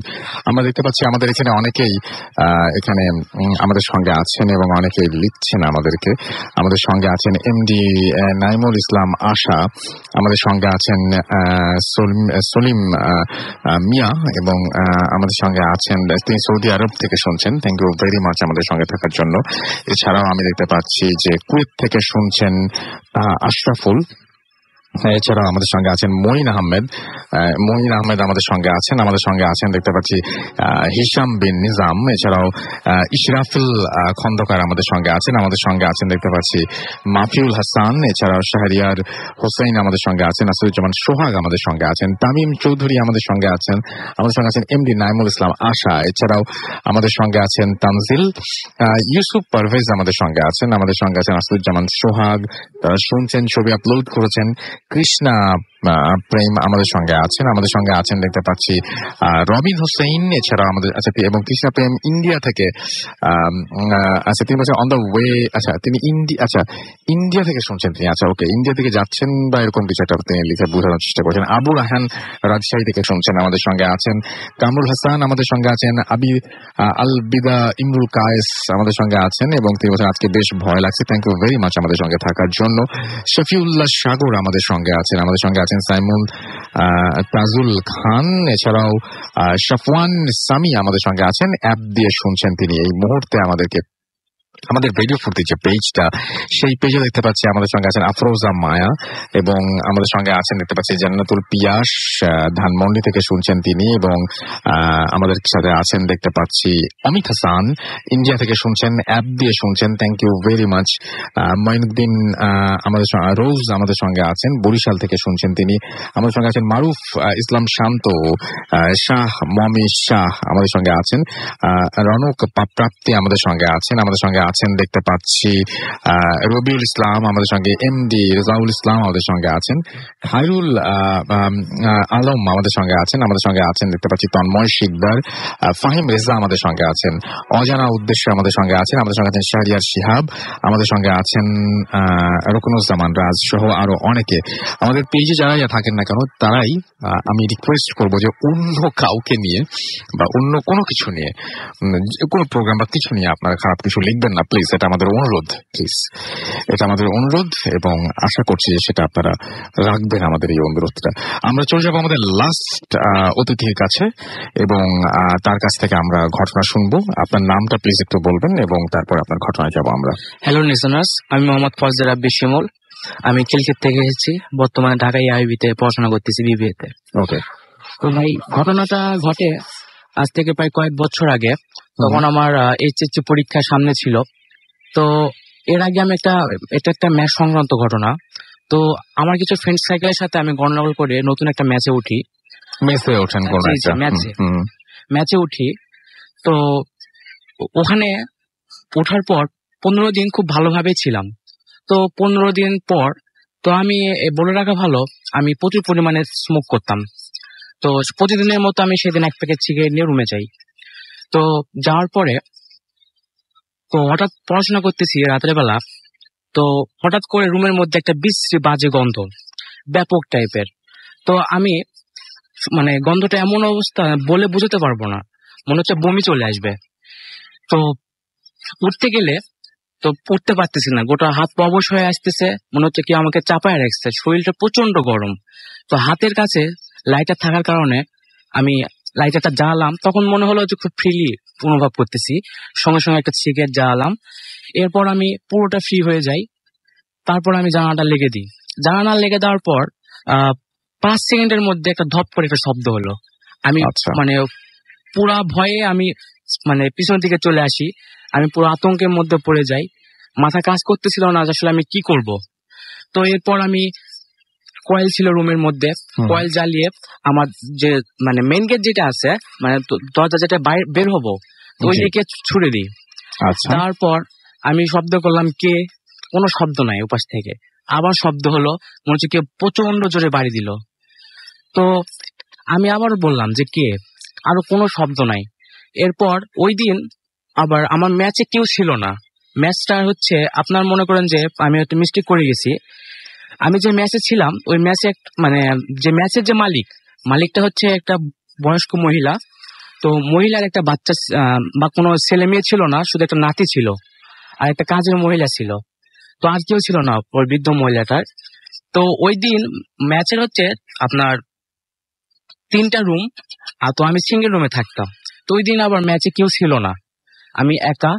তো হঠাৎ করে মনে হলো যে ম্যাচে কেউ নাই, আর জানালার উপাস থেকে যে বাড়িটা মারলো, তো আমার ম্যাচটা ছিল আপনার মহিলা কলেজের আশপাশে।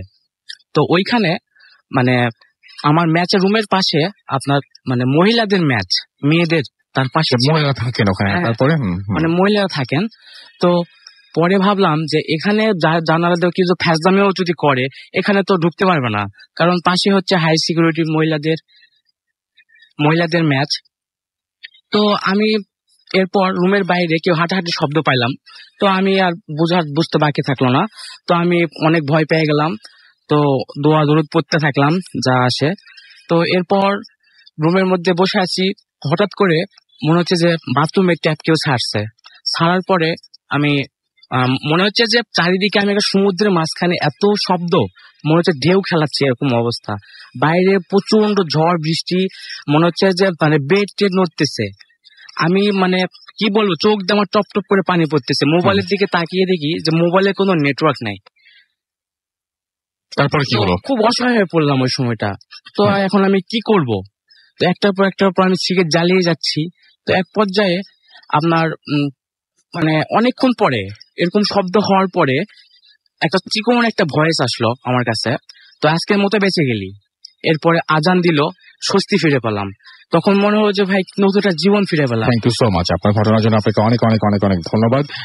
আমি দেখতে পাচ্ছি আমাদের এখানে বেশ কিছু SMS রয়েছে। মৌমিতা আমাদের সাথে আছেন, আমাদের সঙ্গে আছেন দেখতে পাচ্ছি শফি পাবনা থেকে, এছাড়াও আদনান আমাদের সঙ্গে চিটাগং থেকে আছেন, ফরহাদ খান আমাদের সঙ্গে আছেন সিলেট থেকে, আমাদের সঙ্গে আকাশ গোমেজ আছেন গাজীপুর থেকে, এছাড়া আমার সাথে আরিফ এবং তার ওয়াইফ রুম্পা আছেন, SA কল্লোল আমাদের সঙ্গে আছেন, FM মৌসুম আমাদের সঙ্গে আছেন এবং লাইট অফ করে শুনছেন, মাহি আছেন আমাদের সঙ্গে আছেন দেখতে পাচ্ছি আরিফ এবং তার ওয়াইফ রুম্পা, এছাড়াও আছেন সৌরভ পাবনা থেকে, মিন্টু আমাদের সঙ্গে আছেন, আমাদের সঙ্গে আছেন মেহেদি, এছাড়াও আমাদের সঙ্গে আছেন দেখতে পাচ্ছি